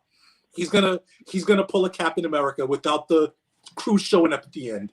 He's going to talk that shit, and they're going to shoot him in his face. And that's what happened. Bill Burr's the same thing. I like that the Empire understands where they stand in the galaxy, and they still justify what they did. Just like, yo, you may not like us, but what else you got? Rebels going to do the same thing. What else do you have? Yeah. Dude, I love the inside look that we're getting of the Empire. I absolutely love it. I think it's incredible. To see like when Mando and them say, when Mando and what's his name? Oh, where they save the fuel or whatever, and Mando takes off his mask. Oh, the Bill Burr? I forgot. Bill Burr. Yeah. When they get back, and then all the people are celebrating, and you're like, it felt like a Luke and Leia and the Rebels scene, and you're like, no, this is the Empire. I got people who were cheering, and I'm like, you're cheering for the Empire, right? You're cheering for the bad guys. And they went, yo, it doesn't matter because I'm rooting for Mando. And it's like, yeah, but he's pretending. Like, this isn't. I'll tell you what, I felt bad for the dude who just went in for a snack. I did a Facebook rant on it. Like, go back. I put that whole thing with the dude coming in, going on a break after his 18-hour shift is up. And he's like, I got 3 hours on my next shift. I'm going to go get some coffee. And he's the dude that they shot. The one who was standing there when he shot the dude. And one trooper standing with a tray. And he's like, what the shit? They shot him. I felt bad for that dude. I felt bad for him, too. He just wanted to get some tea before he took a nap, before his next shift started. You know what I'm saying? Like, he didn't have anything to do with that. Nothing at all. And then the whole speech Burr gave him in the beginning about, like, dude, when you're here, this means this. And when you're there, that means that. It doesn't make you wrong. It makes you different, And that show literally tells those nuances in storytelling that you don't really see, especially in something AAA, big budget, where they could easily just, show you a stormtrooper to sell toys and video games and merchandise and shit like that. Right. And just be done with it. Yep. They go the extra mile to go, we're going to tell a story. It's good. And I have no doubt. Listen, I don't go see Spider-Man in the movies. There's a lot of Marvel movies. There are some Marvel movies I don't go see, but I like all of them because like a book, some chapters are better than the other, but you put them together and you have a great story. Right. Like, so we can segue unless there's something else you want to talk about for Mando. Nah, I said it. I don't think I have anything else to say. All right. So another thing that I try to voice to people, or I'm trying to say online, Like everyone's so concerned about the Spider-Man movie, and they're doing the same thing they did in 2007 that they did in 2014. They're crowding the hell out of this Spider-Man movie, and I'm like, no, they're not. Do you not understand that it starts with WandaVision, Yeah. goes into Doctor Strange, the Multiverse of Madness, and then concludes in Spider-Man? Like all the stuff that's happening and being set up is being done over 6 episodes, a whole nother movie, and then Spider-Man. I think I'll say 2 things. One, I think Disney. Well, I'll say 3 things. First thing, Disney knows what it's doing. That's one. 2, Disney Plus is going after HBO in terms of show programming. HBO for me has the best shows on TV, full stop. Outside of maybe Fargo and FX and a couple other shows, but I think Disney Plus is going after HBO's crown when it comes to just high quality content. And I think nobody understands what's going on because we haven't seen anything from them yet. But I do believe Disney's plan is going to be the segue of these movies are going to be the TV shows, and they're going to be segues and setups at the same time for new stuff. And we're going to, like you said, we're going to see the beginnings of the Multiverse of Madness in WandaVision that's going to play out, much like all the other movies played out for the Infinity Stones with the last 2 Avengers. They're going to do that. They're going to tell smaller stories or more individual stories. Feige actually said that was the next phase was going to be. It was going to be more close-knit personal stories. So Wanda losing her mind, and he said this is their version of House of M. He said that in an interview the other day, and I said, okay, I can live with that. Yeah. Them doing that is a good thing. But I will say this, man. I say this to a lot of my friends. Your disappointment comes from the fact that you go in there with preconceived ideas. Go in there with a blank mind, man, and you won't be disappointed. You'll be disappointed, but you won't be destroyed by it. Listen, I see movies I don't like, and I'm just like, I don't like them. I don't like the prequels. I'm not out there picketing that Jar Jar and this dude should never work again. That's not his fault. Jesus, who was going to turn down that role? Every dude that goes after Jar Jar, I'm like, dude, I hear you. He was a dumbass. He was pointless. Lucas clearly was. I don't know what he was doing. But let's be real. Would you turn down a role in Star Wars? Oh, I can't play Jar Jar Binks. That dude's a clown. Sorry, Lucas. I'm going to have to turn you down on your contract. Really? I didn't like him either. But you know what? It's not my thing. It's not my movie. That's where it begins and ends with me. Some people get so upset and they want to look and understand and then try to delve. And I'm like, you're setting yourself up for failure. Just go in there without an idea, and you're either going to have 1 or 2 things, but that's going to be it. You're either going to like it or you're not. Hey, I'm a huge advocate of that because, like I said, that's what happened with me and Rise or The Last Jedi. And going back in there with a clear head and watching it, Last Jedi is my favorite Star Wars movie. Yes, sir. Absolutely. I love it. And the love of that movie for what could have happened in episode 9 from that. Yeah. That's what got me so excited. Like they're doing it. Yeah. Like I see all of it and it's so great. But I'll tell you what to that real quick. I went to Comic-Con, San Diego Comic-Con one year, and I met with CyberConnect, the guys who do like Naruto, the video game. Oh yeah. All right. And those dudes, video game dudes, show up at conventions. Like the head honcho guys show up, and the CyberConnect dude rolled on me. He came up to me. He said, "Can I talk to you for a second?" And I said, "Yeah, okay." And he brought me over and he showed me the Naruto game. Naruto, one of the Storms was out. It was I think it was the 3rd one, or just not the PS4 one, the 3 one. Okay. Was coming out, and he asked me what I thought, and I was a fan. I said, "Yeah, I had the other 2," and we were talking. And he asked me what I thought about it, and I told him a gripe I had that they changed something in the first one, or they changed something in the second one that wasn't in the first one. And he said something that is very valuable to what we're talking about. He looked at me and he said, "Nobody contacts us about stuff that we need to keep in. They only contact us about stuff they don't like." He goes, "If you like it, let us know, because we don't know. We're sitting home. We're sitting in our studio doing the next game. We get the feedback, and the feedback is only negative, so we only know what to omit. Nobody tells us what we like." And I will tell you, The Last Jedi was great, and there weren't enough of us to say it. There was more people going, "It was whack. I didn't like it. Luke didn't levitate AT-ATs," and we paid the price. We got rehash. And again, I'm not a person who was sitting there going, "I hate this." I was fine. Was I blown away? No. Last Jedi blew me away. This one, Last Jedi I blew was me like, away. okay. Dude, and I I know like- I know we're backing up a little bit, but I love what Ryan Johnson said about that scene in Last Jedi. He said, "Of course, I want Luke Skywalker to crush a Star Destroyer.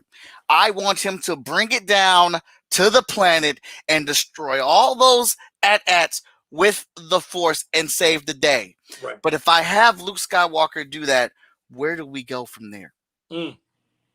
What are we supposed to do? Because Luke Skywalker can't save them moving forward. He's supposed to ignite the fire back in the rebellion. How does that do it? Yeah. How do we create this legend of Luke Skywalker if he just destroys everything with the Force?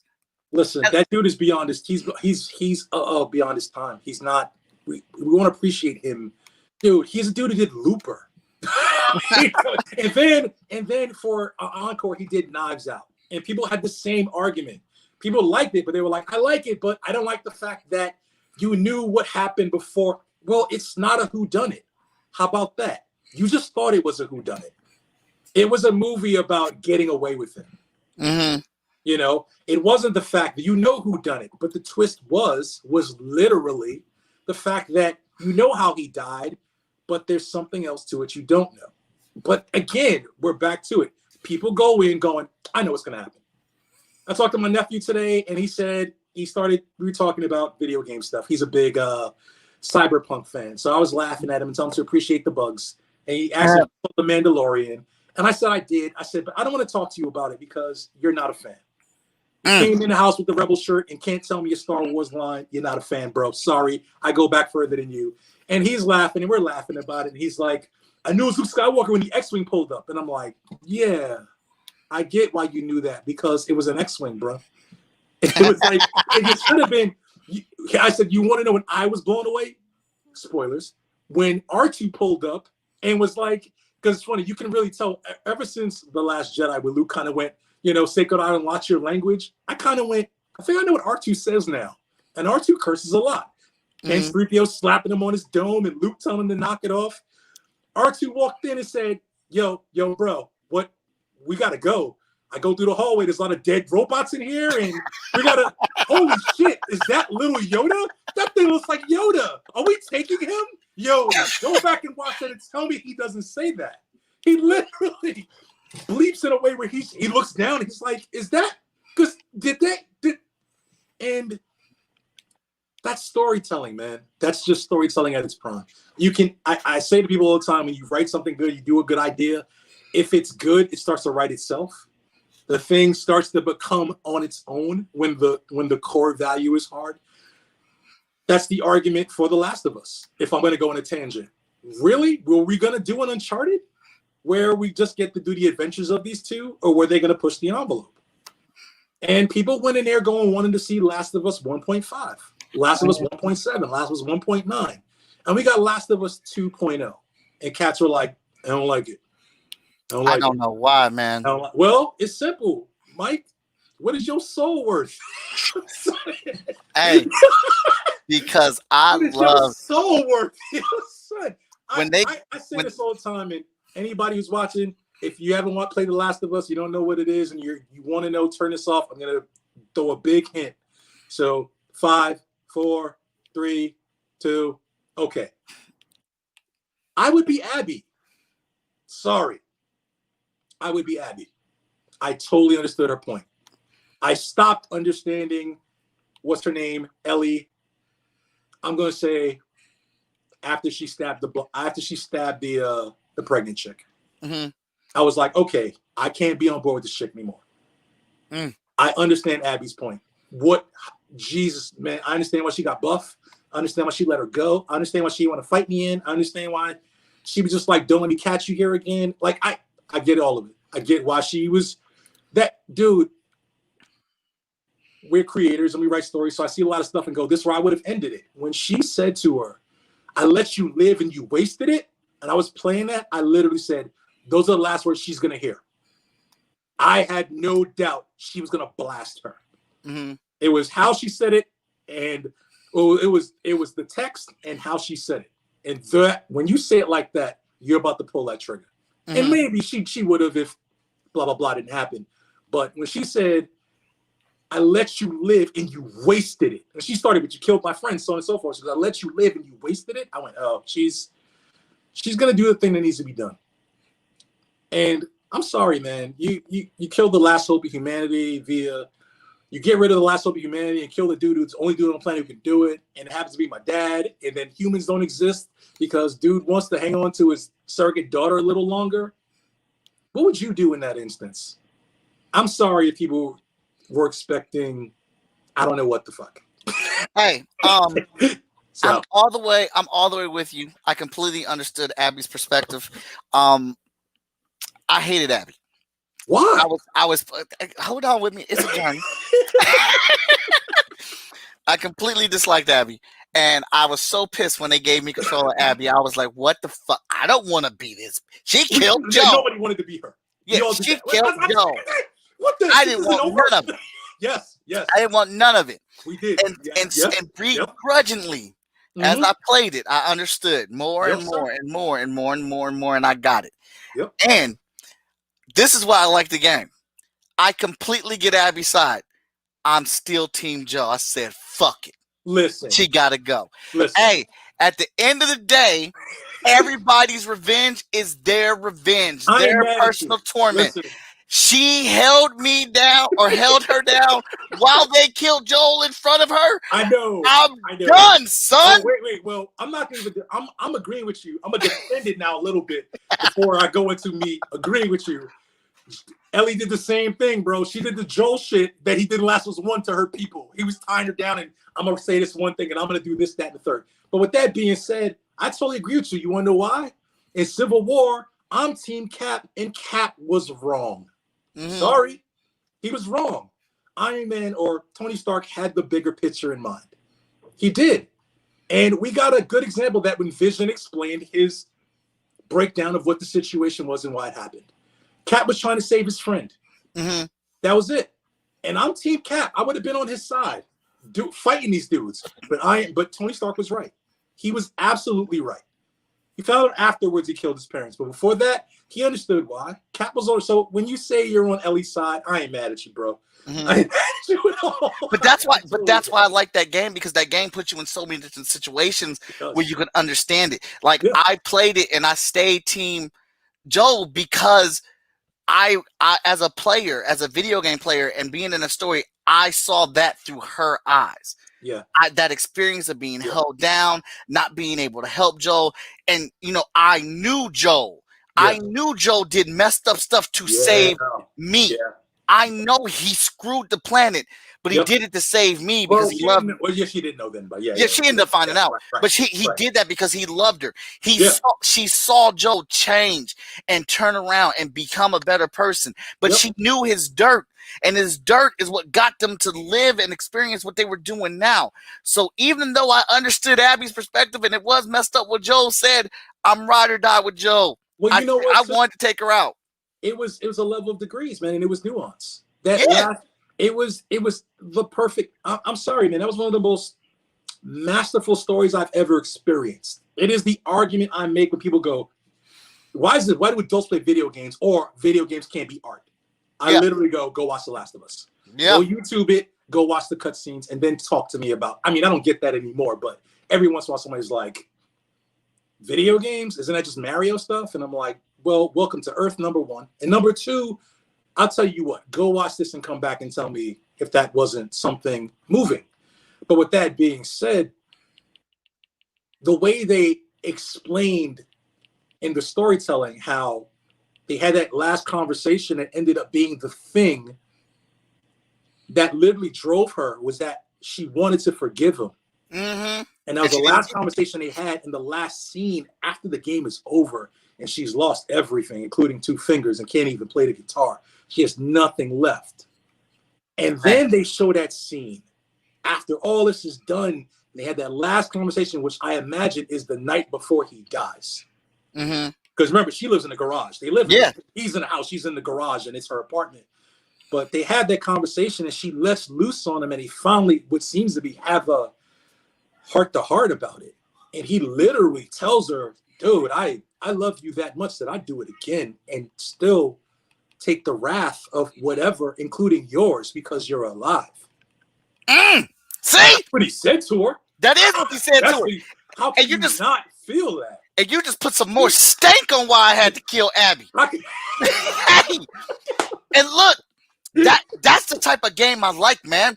Because Yes. I'm with the joystick in my hand and I'm sitting there like I feel you, Abby. I feel you, but like they told that story so good, or I'm so involved in that story and game that the flashbacks of Joel being killed played in my head while she was talking. Yeah. Like my fandom and love for Joel in this story was written so well that I'm like, I hear you, but my subconscious is like, you took from me. You took from me. That was the one game I've ever played that I felt bad for everybody. Mm-hmm. I felt bad for everybody. I was like, this world sucks. Yeah. Everybody has lost something. The NPC friends she had, you know, the one dude had his father, like, and I was like, when they shoot it, when what's his face, when Joel's brother shot him in the eye, like his shot him in his head and his eyeball exploded, his face exploded. Yeah. The first thing I thought was, holy shit, what about his dad? Yeah. The first thing I thought. I felt bad for everybody in that game.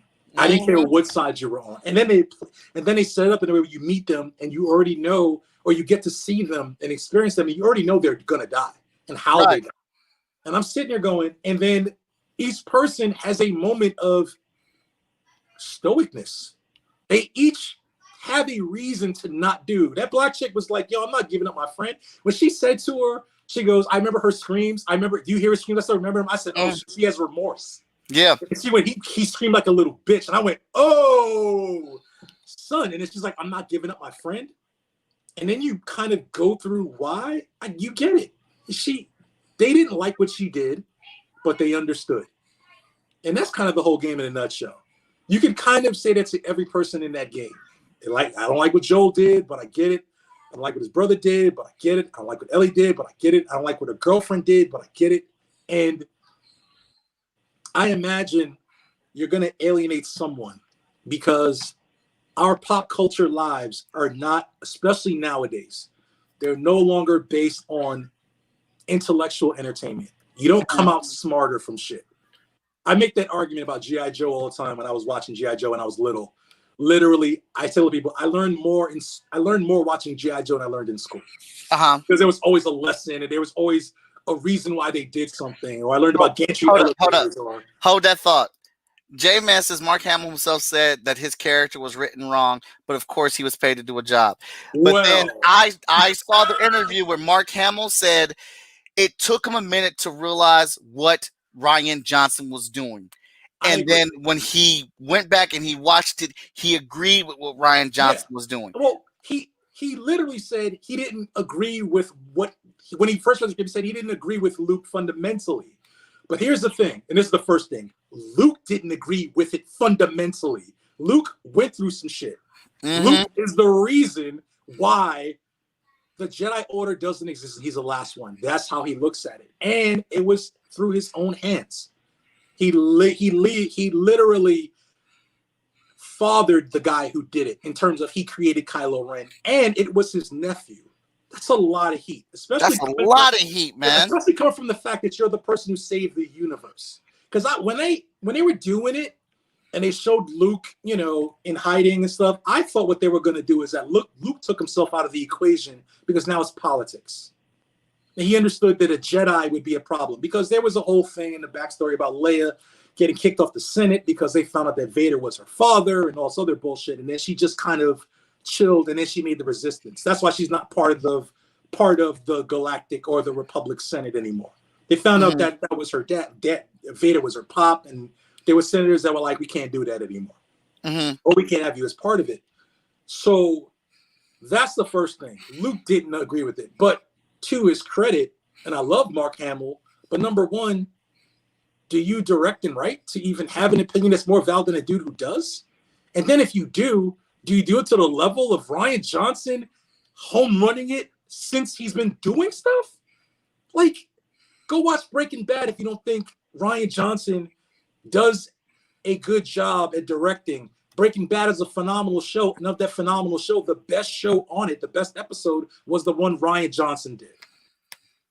So I hear you on the surface. It's like, well, Luke Skywalker himself didn't agree with it, but to Mark Hamill's credit, and I've met the dude, he's a wonderful guy. He's exactly what you see on the internet. To his credit, what does he know in terms of telling the story? And not only that, he was just giving his opinion based off like what you said, what he saw in the beginning. And when people hang on that, I'm kind of like, you're not looking at the whole picture.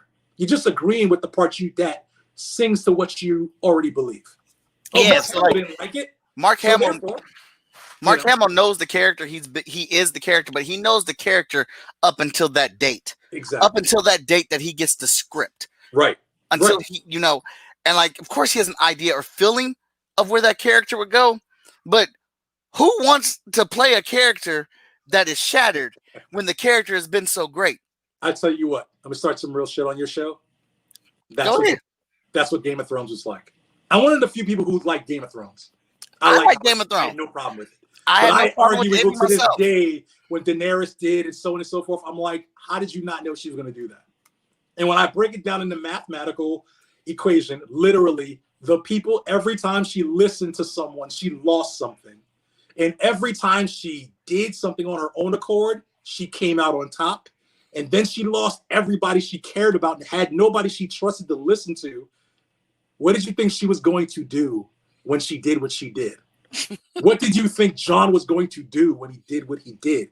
People are like, that's not enough. I wanted to see Jon become king. He did become king. He became king of the North. He became the king of the real North. They just didn't have a ceremony. You know why? Because those dudes don't have ceremony. He walked off with his people. What is he going to be, a lieutenant?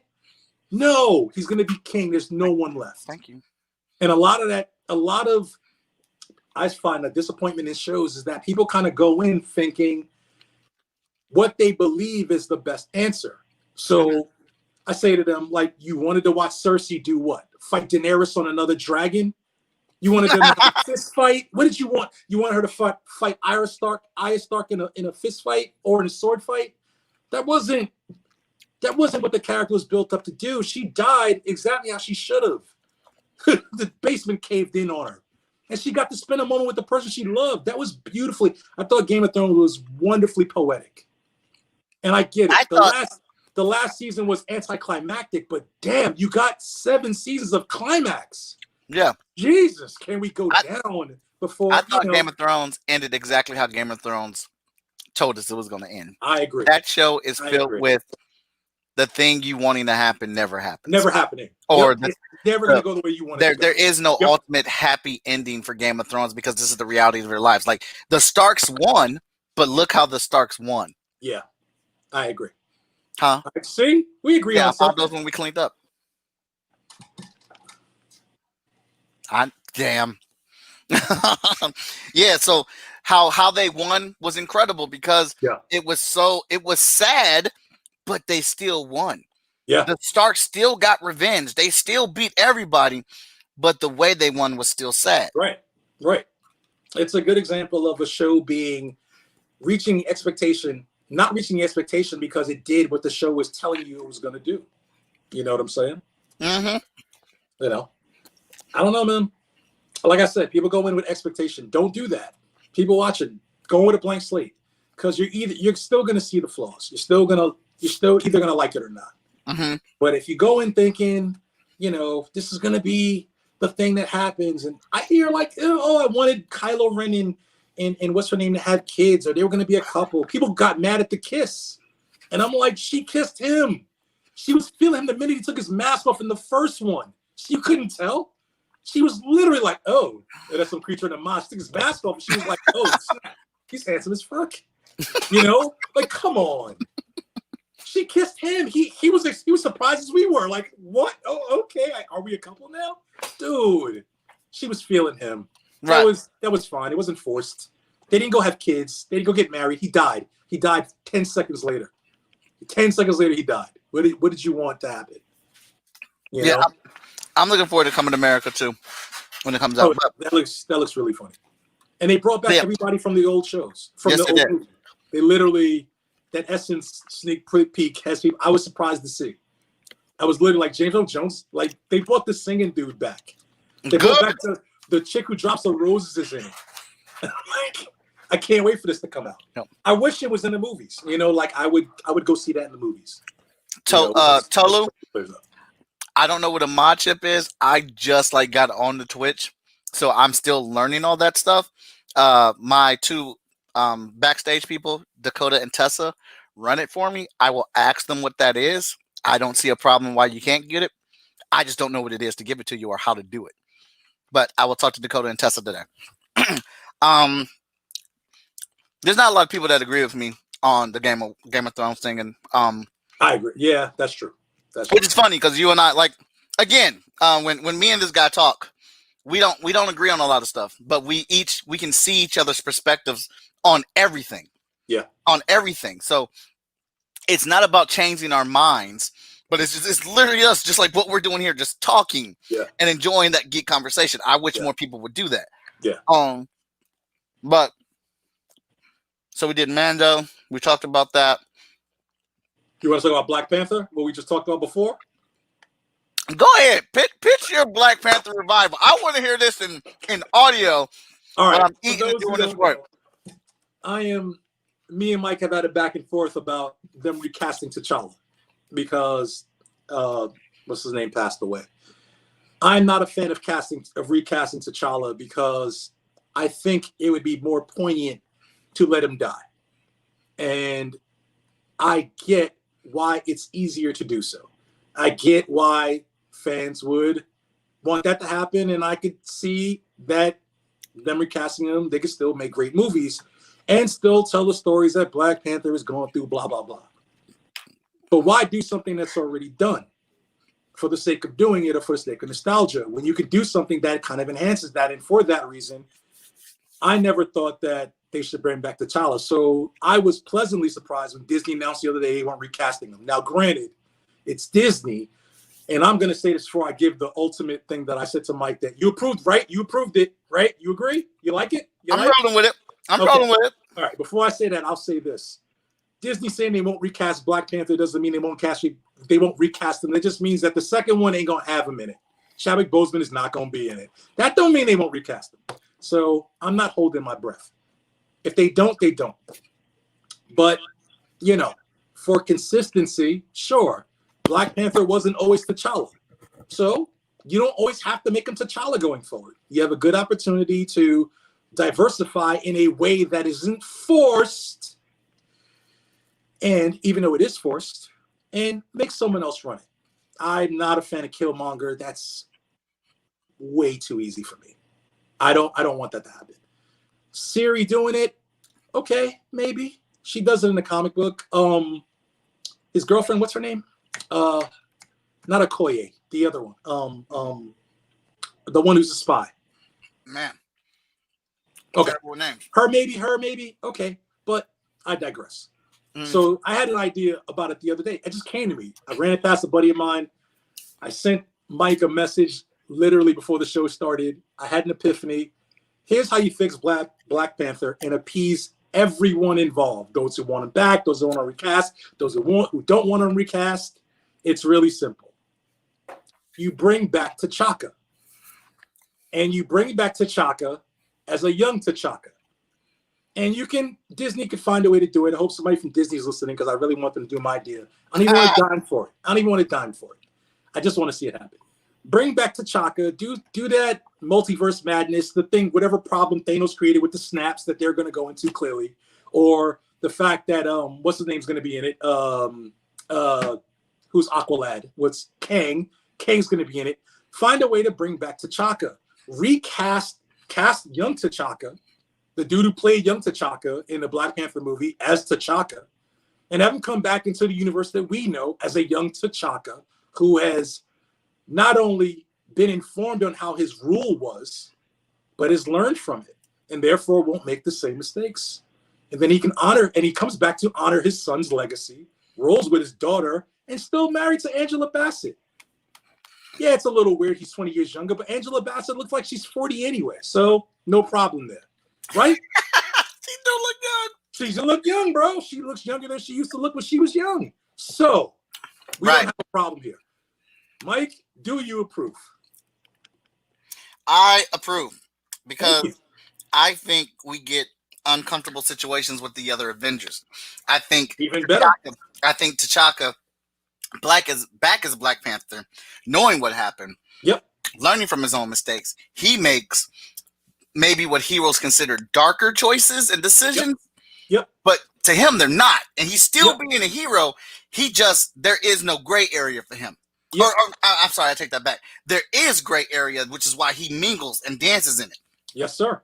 Like you can make the argument that he's a little more open to doing it by mingling with the outside world. He's the one who literally had Wakanda sealed off. Yeah. And literally the hierarchy agreed with him. They didn't do it. And again, if it's a good idea, after a while, it starts to write itself. So you can go into the fact that, you know, he can go, yeah, I knew Cap when he was in the 40s. You know, I've heard of him from so on and so forth. And in history, I know what Cap did and what he was. And he has a history that didn't exist with T'Challa. And you can also say that that is that's the Black Panther I can see walking up to a Tony Stark and smacking him in the face. And smacking him. Yep. You see, it's writing itself. And like that could be the moment where he's like, I am not T'Challa. I am not T'Challa. I am not the dude you knew. Yes, sir. Disney, please do it. Yo, dude, go tweet to Favreau or somebody or Kennedy and have him on because I want to see that happen. That's a good answer to everybody getting what they wanted and Disney not kowtowing, which they're not, which I respect. But then again, finding a way to make something happen that makes the fans happy. And then you can still mourn Chadwick Boseman. And you can still mourn T'Challa. And you can honor him by doing the thing that they're doing, which is by not bringing him back, by recasting him. Problem solved. And then it eliminates them doing ridiculous things like bringing in Killmonger or doing like, dude, please don't do that. Now, there are a couple ways I do like that, though. Now, I did enjoy Michael B. Jordan coming back to play T'Challa, but it's not Killmonger. He's not playing Killmonger who plays T'Challa. That'd be weird. That's weird. It'd be because Michael B. Jordan and Chadwick were super cool. It would literally be just Michael B. Jordan taking on this role. Yeah, and I think it'd be weird for 5 minutes. And then once Michael B. Jordan gets going, it's fine. Now I'm not knocking what you said. I said I rode with what you got, but you about to take some of these theories I got. Well, you know, when Carrie Fisher died, there was talk that they were going to have Meryl Streep play Leia. Now, I remember that. I don't know what movie you've ever seen where Meryl Streep was in Meryl Streep. So there's no argument about she's not going to act well in the movie, but that's weird. And they were like, oh, well, she's a good friend, and her and Carrie Fisher were tight, and fuck you, it's Meryl Streep. Like, how you not going to pull that off? But that's weird. That makes me go, well, I don't think I want to see that. Let Meryl Streep somewhere else. Your boy died, though. The guy who played Joker, he died on one of the movies he was filming, and 4 actors came in and finished his role, and Johnny Depp was one of those actors. What do you mean? What role? Thank you, my wife. You hear? Imaginarium of Dr. Parnassus. 4 actors came in and finished that role for him, and one of those actors was Johnny Depp, and you did not know. Okay, I take it back. All right. I have so what basically what I'm getting at for that to work, I think number one, I think Marvel has built up enough credibility where we can give them some room to function. Number 2, I think this is something that was completely unexpected, that nobody was prepared for or knew about. Right. So we need to I'd say they get about 10 feet to make their adjustment where we get to say like, what is that? But then we got to move past it because they've been put in a situation that was unexpected. I think they're ultimately going to do that. That's why I said just because he's not in the second one doesn't mean he won't be in the third one. That's why I said I wouldn't hold my breath. Mm-hmm. I'm not convinced they're done with T'Challa. Yeah, I won't say that. But they said they won't recast him doesn't mean. I don't know what it means, but it doesn't necessarily mean they won't recast him in another movie or coming up or so on and so forth. Like they could go, well, we didn't say we weren't going to recast him eventually. We Yeah. said we're going to recast them. We didn't say, you know, like when he said Endgame, and they're like, oh, they've been saying Endgame from so and so, and they said no. They said this is Endgame, and we're in the Endgame, and it's just Endgame. Yeah, we get it. You backdoored your way out of it. Right. But I think T'Chaka would be. I was one of the people that was mad when they killed T'Chaka. I was like, whoa, they killed the dude. Lives in a comic book. Grandpa lives in a comic book. Why don't we just, you know, have him retire? You know, concierge of the throne, if you will. New Godfather comes, old Godfather becomes the council. Like, do that. The Matrix was we talked about that too. The Matrix was a good example of. Well, that was a real good fix. Really, yeah, that was written into the core of the story, where, you know, her code was rewritten so she didn't even recognize herself, let alone anybody else. Was a good way to recast it. I just don't know how you could pull that off in the Marvel universe outside of the dude coming from a different place. And if you're gonna do that, make him T'Chaka. Bring the dude who acted as young T'Chaka. He's age appropriate. It clicked. It fills in all the boxes. It literally fills in all the boxes. You know, and have him do that, and then he can be more edgy. He can be far edgier. Yeah. Borderline a problem. You know, kind of where this dude's on the edge of, and it's like he's barely a hero. You know, he is, but he's agenda first. That would cause some real tension, and it would say, it really checks all the boxes. He literally would be their version, that attitude of Batman, like I remember from Justice League when they were all turning themselves in and they called Batman, and Batman was like, "That is the stupidest thing I've ever heard." Yeah, it is. Batman was like, "I don't have to do nothing." It even makes the argument about you're going to do the Marvel movies where you have a hero and the anti-hero, and do the anti-hero and the hero necessarily get along? You can do a lot of that. Like there's a lot that kind of starts itself if you kind of go that route. Now, again, Disney ain't paying me the Disney bucks to do it, but I threw a bone. I got a lot of ideas, so they want me. they'd have to contact my lawyer, you know. Yeah. Oh, I'm work that out. But I'll give them that one because I want to see it, and I'm not going to be like I got incepted. And they're doing a good job, so I don't think I don't believe they won't be able to pull that off. Yeah, like I said, I think us as fans, like this is for me the same. It's like the same thing with Fast and Furious. Fast and Furious has made their own formula that works for their movies, their rules, in their world that I believe and I buy in with my unbelievable faith. I believe that Marvel has built up stock with the fandom. Ladies and gentlemen, we're about to go into what me and Mike have convention-long conversations about. Hey, when I see him and I see him for 3 days, we talk about this for the 3 days. Hey, this next one's going into space, bro. Hey, you've seen us peacefully get along. We get along. Famously, we get along. But there's going to be a path to how we get back to getting along. I want to see these movies with you. Hey, and Ren are the two dudes. I want to sit in the middle with one guy on each end. Let me tell y'all, we went to a comic book convention together. We were all in the same room. I was sitting next to me. We were on the couch. We was all buzzing. We were all connecting, clicking. And I was like, dude, where have you been all my life? You're like the missing piece to our squad. Mike, and then we start talking about Fast and Furious. Real quick. Go ahead. Mike, let me say this real quick, Mike. Ladies and gentlemen, Mike is the person that you want to watch You Got Served With. If you've ever seen that movie. We were late to the show watching that shit. Remember that? Yes. We were watching. Mike made that movie the most enjoyable movie I've ever experienced in my life. It's not a movie. It's not even considered a movie. You Got Served. The one with Little Kim. And they're hitting all the hip hop tropes. All of them. Made that the best movie I've ever watched because of the commentary, because just what happened is spontaneity. So yes, I will go to bat with you every time because damn, if you don't agree with me, you at least make it entertaining. You at least make it. I can sit there and laugh, and I ain't mad at you because we don't agree, but damn, if I don't have a good time disagreeing with you. So That was basically the thing. That movie is what was strung along, and then we like I don't know, like the whole day was going good, and then we started talking about Fast and Furious, and John was like, I don't like that shit, and I looked and I got up, I said the relationship is done. We're kaput. And I'm sitting there going, you like that shit? I thought she was cool. Absolutely.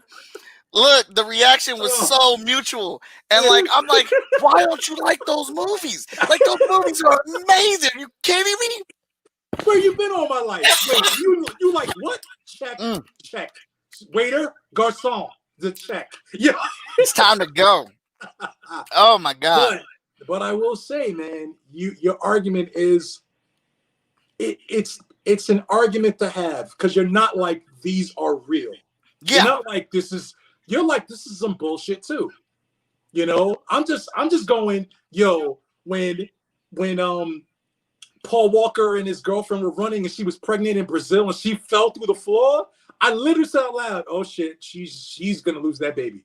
Like I literally did that. I was like, oh, that's a miscarriage. You know, there's a lot of things in those movies that are just ridiculous. And Mike's very much like they are. But just sit back and enjoy it. And I can't argue with that. I can't. I'm that dude that's literally like, you can't drive a Ferrari on some ice in regular tires. You can't drive a Lambo in the desert that you just hijacked off of a moving train. Dude, they're low for a reason. You can't jump a train. I'm that dude. I'm sitting here like, and I'm telling ridiculous. And my argument about it is really simple. And you agree with me on this because you understand why I don't like it. I would enjoy it more because I do think at the heart of those movies, it's about family, it's about character building, and they do a good job at making me believe that they care for each other. I love the first Fast and Furious movie. I love it. I love that first movie. I actually like a lot of them. But when it comes to the car shit, I'm like, you just need to think about that a little more. I've seen a new trailer where they literally look, the magnet plane is fine. See, here's me giving you some shit. When Charlize Theron comes and the dude jumps in and the plane catches it, and I go, okay, magnet plane, good. But when Toretto literally jumps off of the edge of the bridge and hooks the rope onto the bottom of the car, hoping and knowing it's gonna fulcrum its way around, and it does it, I'm like, I can't. And so that's where he gets lost. That's the argument. That's where he gets lost. And this is where I fasten my seatbelt and say, let's go. Because I know Toretto said family before he did every bit of action. And that's what he says. So the rules are for Fast and Furious. If you say an inspirational speech and end it with family, you can do whatever. You're powered up like the Starman in Mario for the next 15 minutes. If it's a scene of vengeance and revenge or someone has captured your family member, you're good to go for that entire scene. Yep, expect the unexpected. As long as it has to do with family. I don't hate you because that shit. When you first said that, I went, okay, I can rock with you again. That's funny. I could definitely. You're saying a lot by saying that. You're like, dude, this is ridiculous too. I know, but it's a movie. Enjoy the ride. Okay, it's not supposed to be. They're not doing car physics for real, bro. We know. I don't want you to say it because you're even like. Sometimes you're even like, you know what? I know. Shut up. I know. Okay, I know. I know cars can't do that. You're ruining the trip. Just stop. Hey, I don't want to know how the sausage is made. I just want my sausage cooked. All right, I just want it with my eggs and bacon. But I'm there. I can't be mad at you for that. When they said they were going to space, man, I bought my ticket. I'm ready.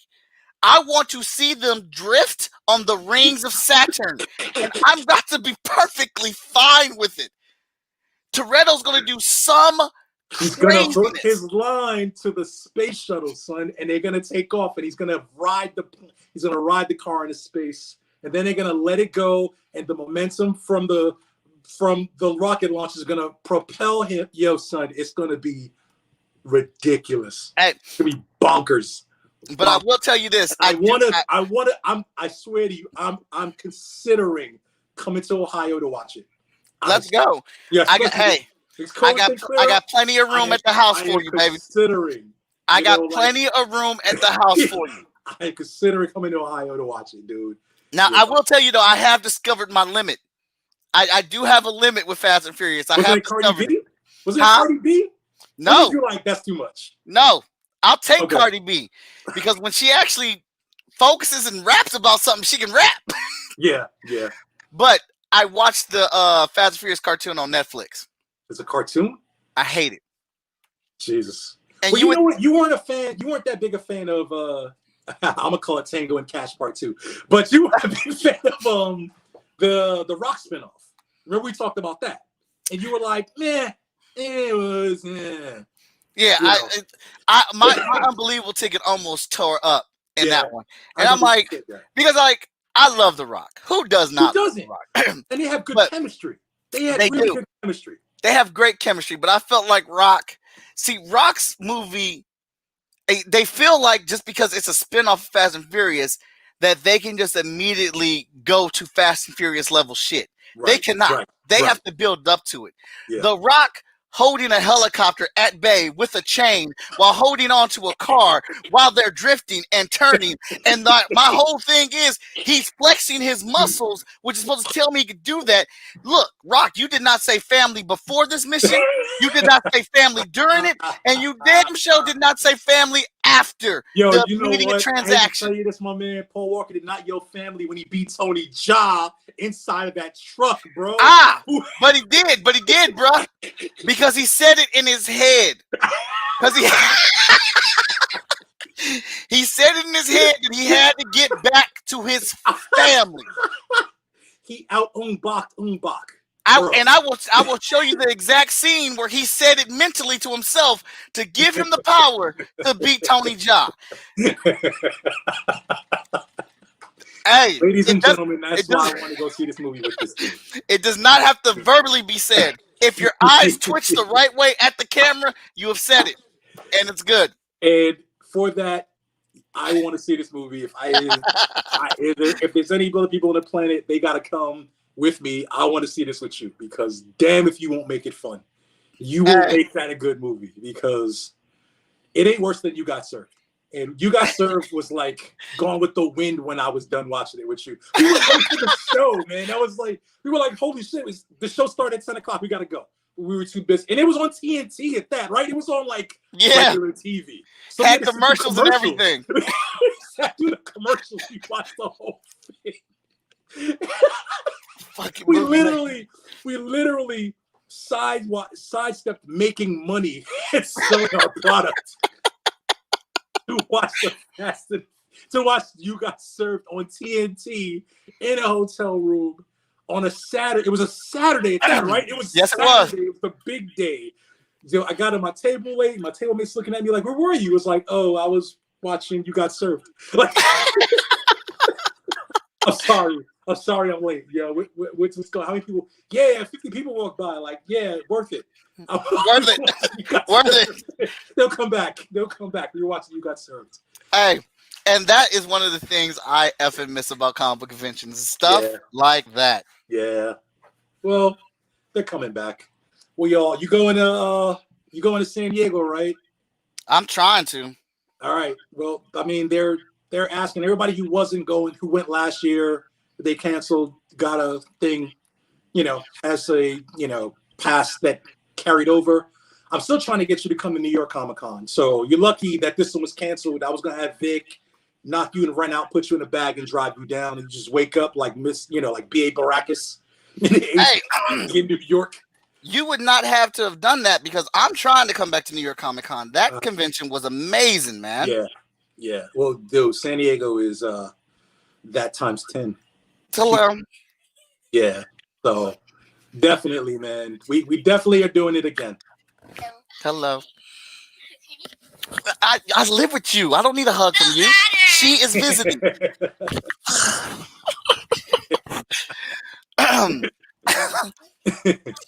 Huh? No. This is my friend.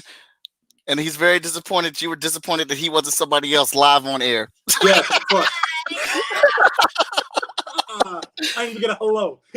She said it now. She just said it. I'm kidding. But yeah, so like yeah, I heard Wizard World was trying to do one in Cleveland, so I'm gonna apply to that one. I need comic book adventures, man. I miss them so much. Yeah. I agree. They're Yeah, coming back. They'll be this. I imagine this spring will be the start. And I'll see you, man. And we'll argue and fight over Fast and Furious being what it is. If we haven't seen it already, or it's coming out, we'll be in the theater ruining it. They said ruining it for everybody. Oh no, wait. It's summer, isn't it? The summer? Yeah, summer. Yeah, April, I believe. April. Yeah. So we're gonna science fiction theater 3000 this thing. Oh, I'm yeah. sorry. I'm apologize everybody who's in the theater. We're gonna be loud. We're gonna be black people, stereotypical black people in the theater. You're gonna make it loud and be like, what? Yo, you see that? Yeah, I don't think anybody's really gonna care because they're gonna be happy to be back in the theaters. Yeah. That's gonna be my excuse for it. We'll keep it classy. And I'm sorry. I just saw this. Gerald said, "What did you say? T'Chaka lives in the comics? Because if so, that's not the case." Oh, I was thinking about the what was the run?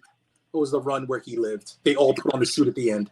Was it the Oh, that was yes, that was one. That was dope. He was alive in that one. Yeah, I was referring to that. Yeah. And these movies are based off of spin-offs. Like the Avengers is based off the Ultimates. So when I was referring to T'Chaka living, I was referring to those series of books. Because remember, like the end, right? Like Grandpa put the suit on. They all put on a suit. Yeah. So no, you were right about that one because that's actually that story is my favorite Black Panther story. It's mine. That's why I remember it. It's mine, especially when they went after him and when he said to the thing about when he had the meeting. T'Chaka had the meeting and they all wanted to go skiing, and he was like, "You've been in the outside world for 5 minutes and you're already acting like," and he just told people that he can't be bought with a plane full of money and white women. I was just like, "Holy shit! Did they do that?" Like that was huge. Yeah. I was like, okay, so yeah, that's my favorite Black Panther story. I wasn't expecting Marvel to go there. And they did. Yeah, and they did. And it was in the era when they didn't go there at all. I was like, okay, that was really dope, especially in the times where I'm disappointed in them by not being bold or even having continuity. But, bro, that's a whole other, I might save that for the 100th episode. My memoirs of collecting comics when I was a kid in the 80s to now. Right. So yeah. So well, we'll see, man. Well, what else is there? We did Mando, we did Star Wars, we did Black Panther, talked about the MCU stuff. Ryan said he thinks a lot of the Star Wars shows is gonna suck. I mean, it's a luck of the draw, man. It's a lot of. I don't really agree with Rogue Squadron either, and I'm a fan. And I'm like, why do I want to see a team if it can't be Luke in it, or else it's going to be the Luke show, right? So, granted, it's going to be Wedge, or it's going to be post Return of the Jedi. And again, I don't doubt that they won't make it interesting. Maybe they have an angle I haven't thought of. And again, I'm not going to have expectation. I'm going to go in there, clean slate, so I can judge it dispassionately and just go, it was good because it was good, or it was bad because it was bad, not because it didn't do what I thought it was going to do. Right. I think they might have a chance with the Rogue Squadron show just because they're starting to build up these other pilots in Mando. Like, I didn't know, like, the Rebels. Well, the two dudes are getting their own spinoff too, right? I thought that was it. No, that's the movie. No. That's called something else. That's called there's a name they had the title up and everything, logo and everything. It's not Rogue Squadron. They're called something else. It's called the X-Wing something or other, I think. Okay. But yeah, so I don't know, man. See, man, I can't keep up with all the announcements, man. Yeah, well, it was a shareholders meeting, right? So they were talking about the future of. It sucks that because not only was this stuff delayed, but then it delays stuff that they were gonna do because stuff all ties in. Yeah. Right, so their timeline is off. I'm gonna have to go in a minute because my batteries are dying, even charging this thing. But I'm gonna ask you one real question. One more question. Go ahead. You looking forward to Wonder Woman on Christmas? Yeah. Are you thinking it's gonna be good? I'm thinking it's going to be better than what we got. I'm hoping it is very much so. Um, I figured out how they bring Steve Trevor back, so that was one of my biggest things. Oh, please don't tell me. Don't. I don't. I won't. So I'm not like mad at it. Um, I can rock with that or whatever because he was pretty dope. He was pretty fun in the movie, and I like the comedic experience that he's bringing to it for his scenes. I think they're funny, Right. but I think I'm going to see a full-fledged Wonder Woman kicking ass, like fighting a real, super powered, someone that can match her blow for blow, with what a Chachar. Um, I'm hoping to get the Wonder Woman movie I got in the first one. It looks great. It does. It looks really good. So and I get to watch it at home on HBO Max. So I'm definitely not mad. I felt about that first one. Yeah. But I'm trepidatious about this. The theme being the 80s and that being the thing that they push makes me go, ugh. And I'm guilty of doing the thing I tell people not to do. My expectation didn't meet what they were doing. I always thought Wonder Woman 2 should be about her fighting Granny Goodness and the Furies. I literally thought that should have been what Justice League was about. That Darkseid sends his acolytes. Mm-hmm. So it's more than Steppenwolf. With Steppenwolf, it's what's his name? What's his son's name? You don't. I'm terrible with these names. I know it. But and Granny Goodness and the Furies, and they kind of splinter off. So they didn't do that, and I was very much like, man, Wonder Woman 2 should be kind of before dark. It's kind of the build up, kind of what Thanos was in the Marvel universe, because they're gonna do Darkseid eventually, because they're doing the New Gods, where Wonder Woman 2 should have been about Granny Goodness and the Furies fighting. Now here's my whole thing, and here's why I'm disappointed, because this leads to a bigger thing that you'll probably like. I'm already liking that. I'm already liking her fighting Granny Goodness. Here's the spinoff. You bring in Bad Barda, and you do the movie where you turn her in the movie, and then you got another spinoff, because then you could do Mr. Miracle. Mm-hmm. So I was very much like, okay, so it just seemed logical that the next one was going to be, should be, there's an Amazonian and she thinks she's, you bring in Granny Goodness, you bring the Furies, and you have her take them on. You even have them maybe attack Themyscira and like Wonder Woman has to handle them by herself. Mm-hmm. And you get that. Cheetah or Miranda, whatever her name is, I don't care personally. I'm dead serious. Like, I'm like, okay, I watch a lot of Justice League and all that stuff. I know their relationship, and I get it. I know about the lore and the curse. But another thing too about it is Wonder Woman is my favorite character in DC. Mm-hmm. I love Wonder Woman, like especially like Frank Miller Wonder Woman or George Perez Wonder Woman, or even Alex Ross Wonder Woman.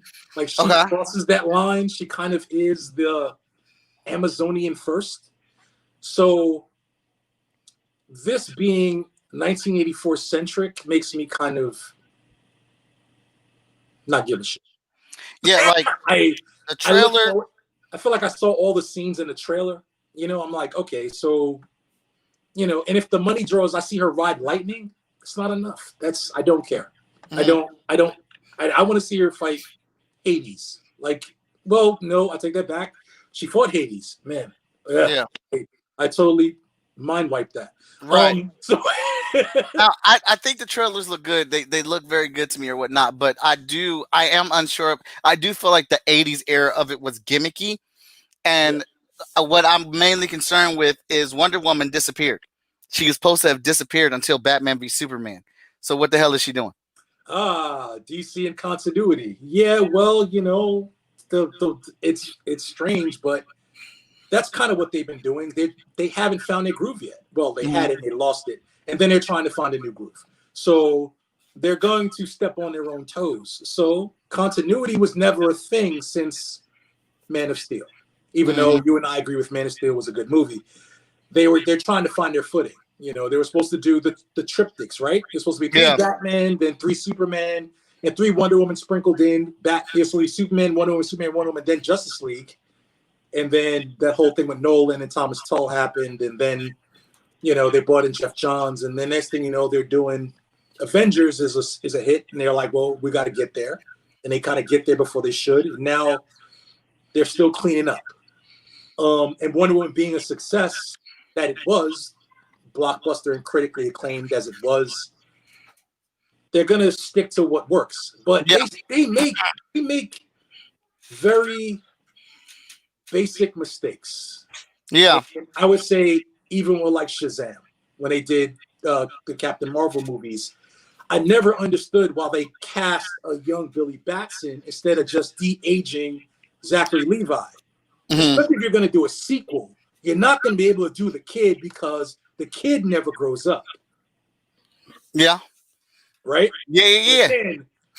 Again, this is not me in the boardroom in the planning stage saying that. This is me giving it 5 seconds of thought.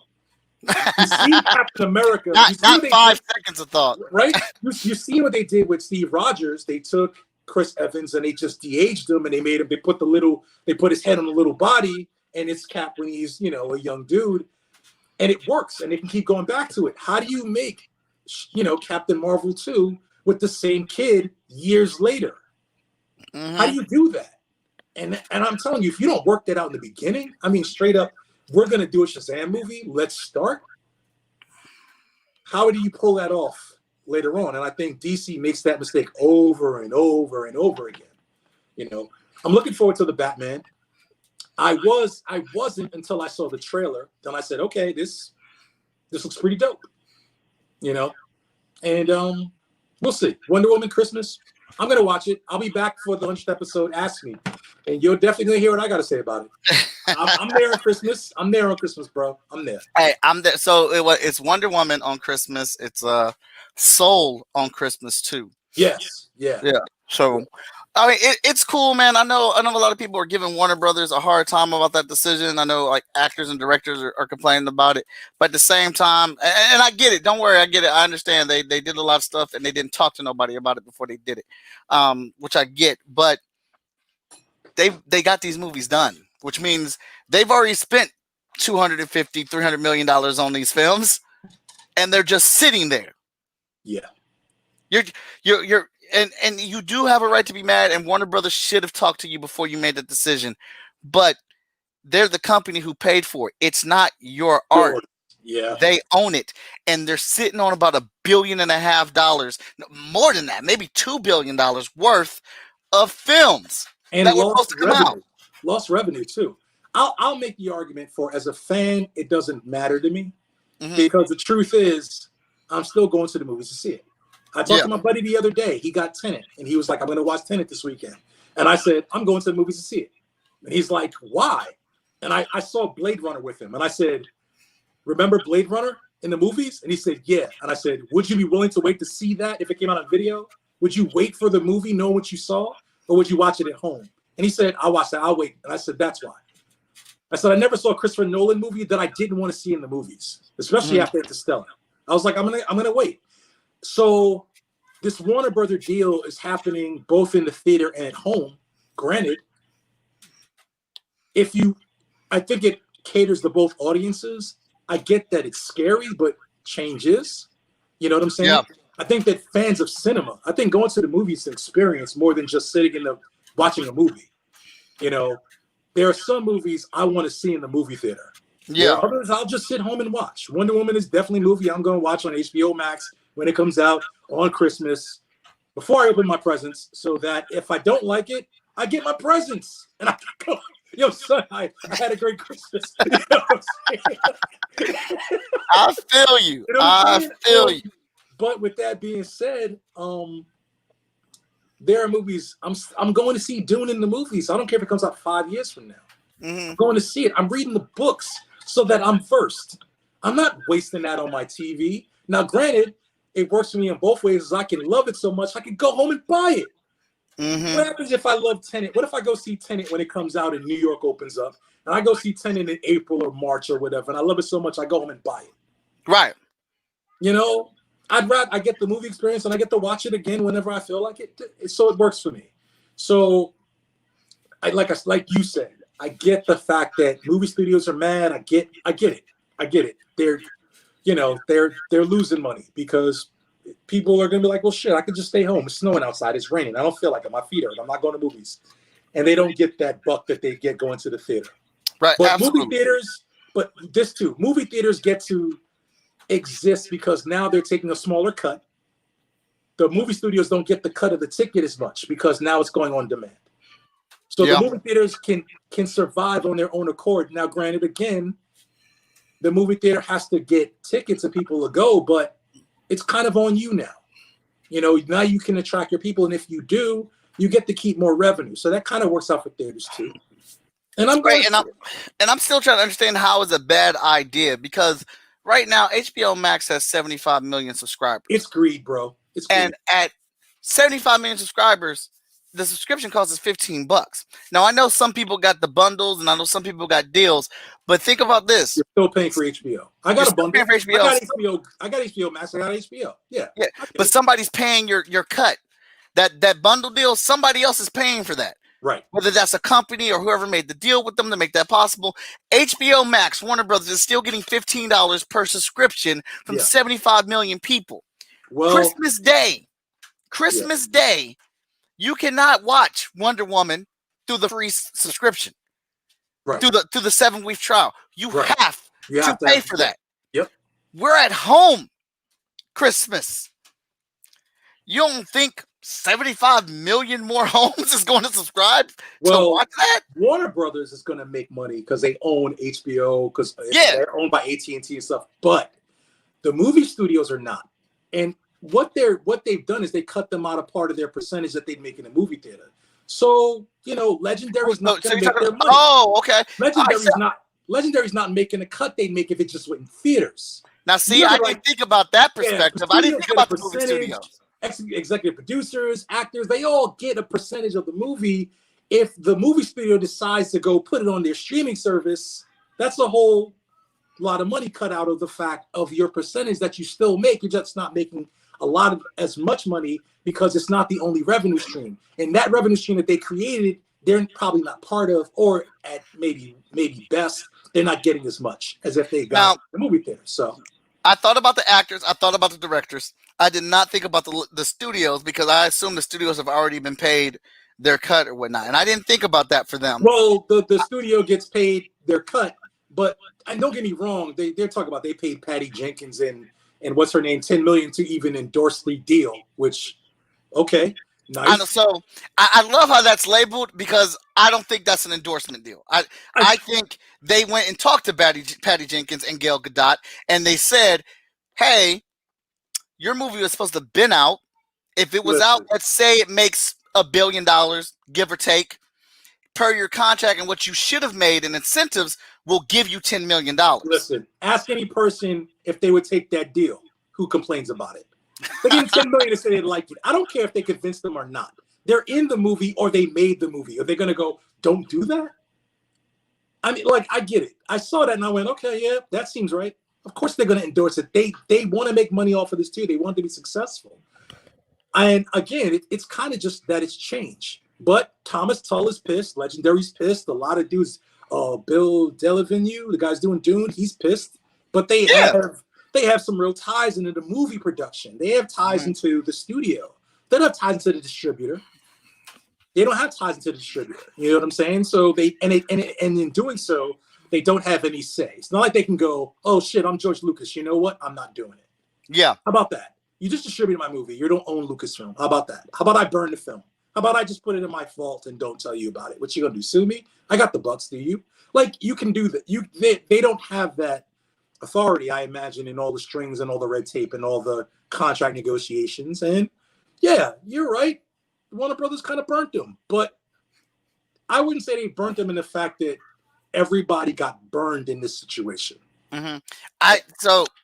Again, not knowing all the legalities of it, not knowing how this whole thing goes, I feel like Warner Brothers screwed them just out of potential money. Yes. You still got paid. And I know it's sucky for me to say. I know it. And if I was in their predicament, I may be just I'd be the same thing. hard. Yep, you son of a bitch. I was supposed to make, and now I'm not because you get it. So now I'm only making half or quarter. Yeah, But the you quarter, still got paid. but you know what? Yo, this is my independent comic book rant right here. The quarter is still 50 billion. or like I tell independent dudes this all the time. They're like, why do independent books? Just go to Marvel or something. And I'm like, no, I make more as an independent dude in terms of dollars and cents, because although what I make may be Marvel's 1%, that 1% goes to 5,000 staff members. That's their salary. Mm-hmm. Where their 1% is my 100%, and it's all mine. So yeah, you're burnt that, Thomas Tull owns Legendary and they didn't get the money, and I get it. I'd be mad too. I'm not even mad at him for that. I'd be mad too. But what we're really talking about is you didn't make 50 billion. You made $1 billion. And you're sitting on 200 billion. What are you mad at? What are you mad at? Right. You're mad at the principle, and I hear it. But the situation is COVID's burned everybody. We're in the house. Wow. You can't go outside. You can't do this. You can't do that. You can't go to Starbucks. You can't go to Applebee's. We're all in the shit. We're in the shit. We're in Vietnam. We're getting shot at. Like, you can't be like, this ain't fair. Like, bro, we dodging the bullets too. Like, So I understand, but don't worry, Thomas Tull. I'm going to go see it. I'm waiting until it comes out in the theater. I'm going to the IMAX or the Dolby one. I'm going to see it because there are movies I want to see. I wasn't a big fan of Wonder Woman 1, as you know. I thought it was neither was I. Especially how it ended. I thought it pandered. You know that. I thought the Themyscira parts were awesome, and I thought her trying on the outfits and her doing the kicks, I thought that was really dope. I liked her naivete in the world. Mm-hmm. I even like Chris Pine's whole role in where he had to like break down her in the end. He was just like, dude, this is, maybe people are just like that. It's like, man's not supposed to be, and they're supposed to change. I killed Hades. And he's like, maybe Hades isn't the problem. Maybe just people inherently are just not good beings. Right. I love that. But, and there are good parts. The parts that you're talking about are great. I love Themyscira as well. I think the whole movie should take place in Themyscira, and Chris Pine comes there, and they bring men to that world, and then they got to fight that off with Hades. Yes, sir. I hate that she gets power after she gets him ding ding. It bothers me. Hold on, forget that. She beats Hades by fighting him.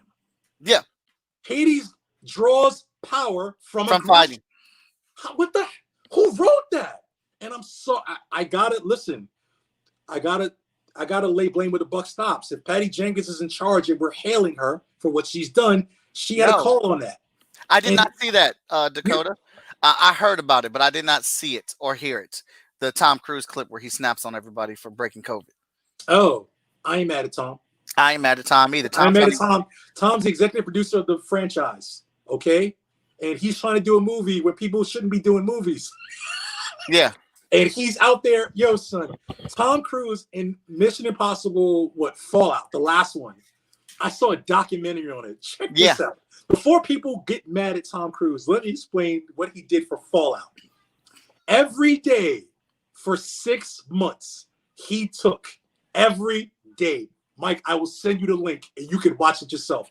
He took 6 hours of helicopter lessons and then went to go do his parts in the movie every day for 6 months just so he can do that scene in the end of the movie. That dude is committed. He does all his own stunts. Dude. He's 70 years old. Keeps it tight. He's working out. He does the motorcycle stunts and everything. If you can't see it, he learned how to fly the planes for Top Gun. He got licensed and learned how to fly the planes so he could do the scenes. He is that dude. I am sorry if he got mad because some dumbass wanted to go to Starbucks to get a coffee and you could have called the shit in. I'd have been mad too. Dude, you messing up what we're trying to do here, and we're trying to pull off Mission Impossible by filming Mission Impossible. Yeah. Dude. You're lucky you just got yelled at and fired. And he's a Scientologist, so you know. I thought Tom didn't mess with the science anymore. Say again? I thought Tom didn't mess with the science anymore. Oh, he doesn't? I don't know. Okay, good. First I'm hearing of it. But I get it. Yeah, I get it too. I mean, I think it's hilarious. I think because Tom, like you said, he's out here making movies when it's hard as hell to make movies, and people Yeah. aren't trying to make movies. He's trying to keep the industry alive. Yeah, and He's added he's to it. putting it all on the line on a regular day. Yeah, Like, who does that? Who learns dude, how to fly a fighter jet? Who learns watch. how to fly a helicopter to do a scene that's 10 minutes? I'm telling you right now, if you have not watched, I'm talking to everybody that's been watching and tuning in. If you have not watched the Top Gun trailer for the new Top Gun movie, watch that trailer. All those scenes are Tom Cruise flying that plane. Yep. And if it's a faraway scene where, like, I think the only time it's not Tom Cruise is when it's a super complicated stunt and it's far away. But Yeah. if it's in the cockpit Yeah. and it's flying, it's all Tom Cruise. Yep. So, listen, I'm sorry that dude's super serious about his craft, that he's going to yell at somebody for breaking it and maybe potentially ruin his craft. Not to mention he could die because COVID is killing people. And he's highly susceptible. He's a high risk. You know what I'm saying? So, I'm sorry that he got mad. People are, oh, man, listen, you don't like gay marriage, don't get gay married. You that mad at Tom Cruise, don't go see the movie. If you that mad, don't go see it. It's a movie. It's not anything. It's a movie. Yeah. He's gonna do some shit. It's gonna be crazy. It's gonna be Mission Impossible, whatever he's doing. He's gonna try to outdo himself. And he already flew a fighter jet, so I imagine this one he's gonna fly a rocket. He's just that dude. He just pushes the envelope. So you know what? It is what. Oh, Tessa says, I think it was Admiral that he did it because he will be fine if they close, but he cared about everybody else on set. They won't be. Yeah. There are people counting on that job. Yeah. Yeah.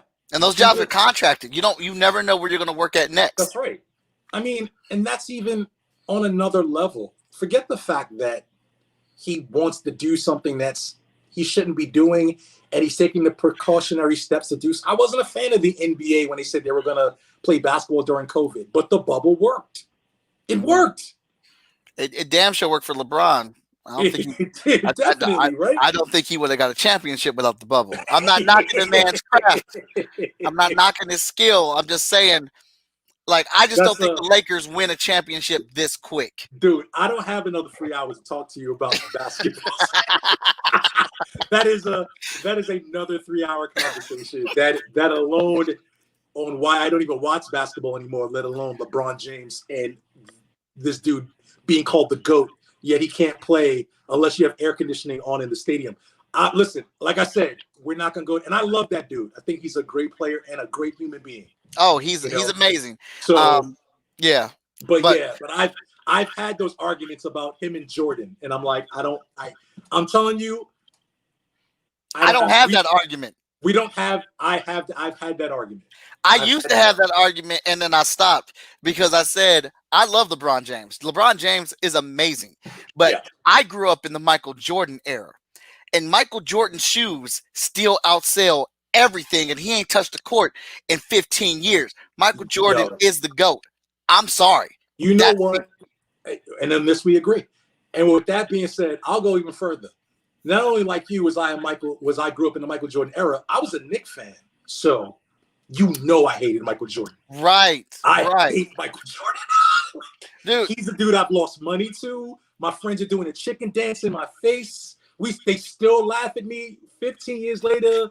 Dudes are still like, remember that time we was at your house and the Knicks got blown out by the Bulls and we laughed at you in your own house and your mom was getting mad? Like, remember? Dude, my hatred for Michael Jordan runs deep, but it's for one reason and one reason only. He was dope. And history in recording Michael Jordan hasn't been fair. And a lot of these young dudes see clips and don't understand the context of those clips. Exactly. And I say it simply to dudes who ask, I say simply this. The difference between Michael Jordan and LeBron James is this. LeBron James would rather you win than die playing. Michael Jordan would rather die than have you win. That's the difference.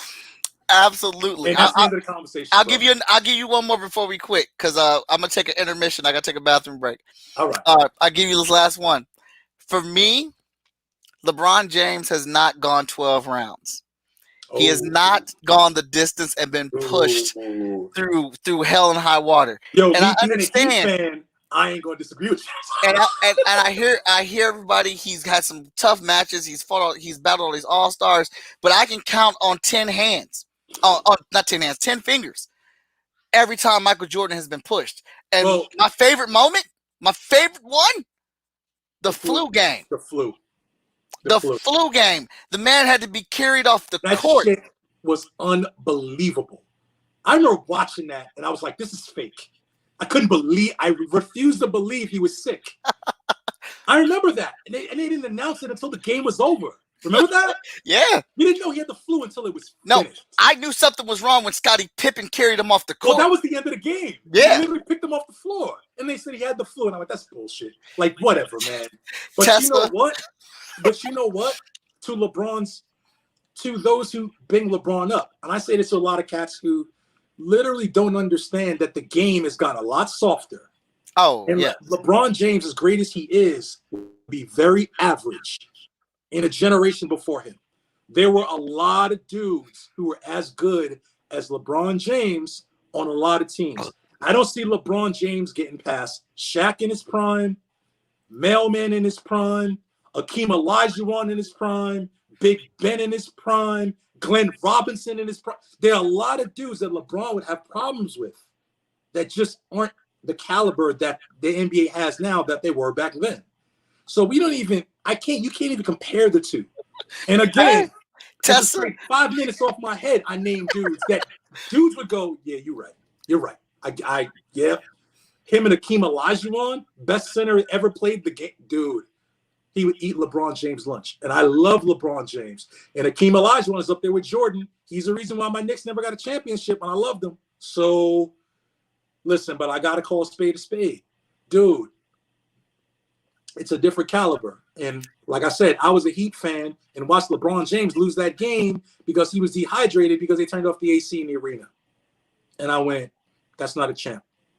At least not to the caliber I've seen other dudes, Michael Jordan being on the front of that list, and Kobe Bryant being the second one. But again, I'm done. Hey, look, the two people that work our backstage wonderfully for our show, Tess and Dakota, they're in here right now, and they're going in on it right now. Hey, get some evidence. I'm just saying, and I'm not knocking LeBron's stats, man. I just say like I'm a Michael Jordan kid. I just feel Michael Jordan is better, and nothing is going to change that. Nothing. It's just where I'm from. Not unless they do a teleport machine. A dude walks in at 25 or at 30 or whatever LeBron is, and they play each other.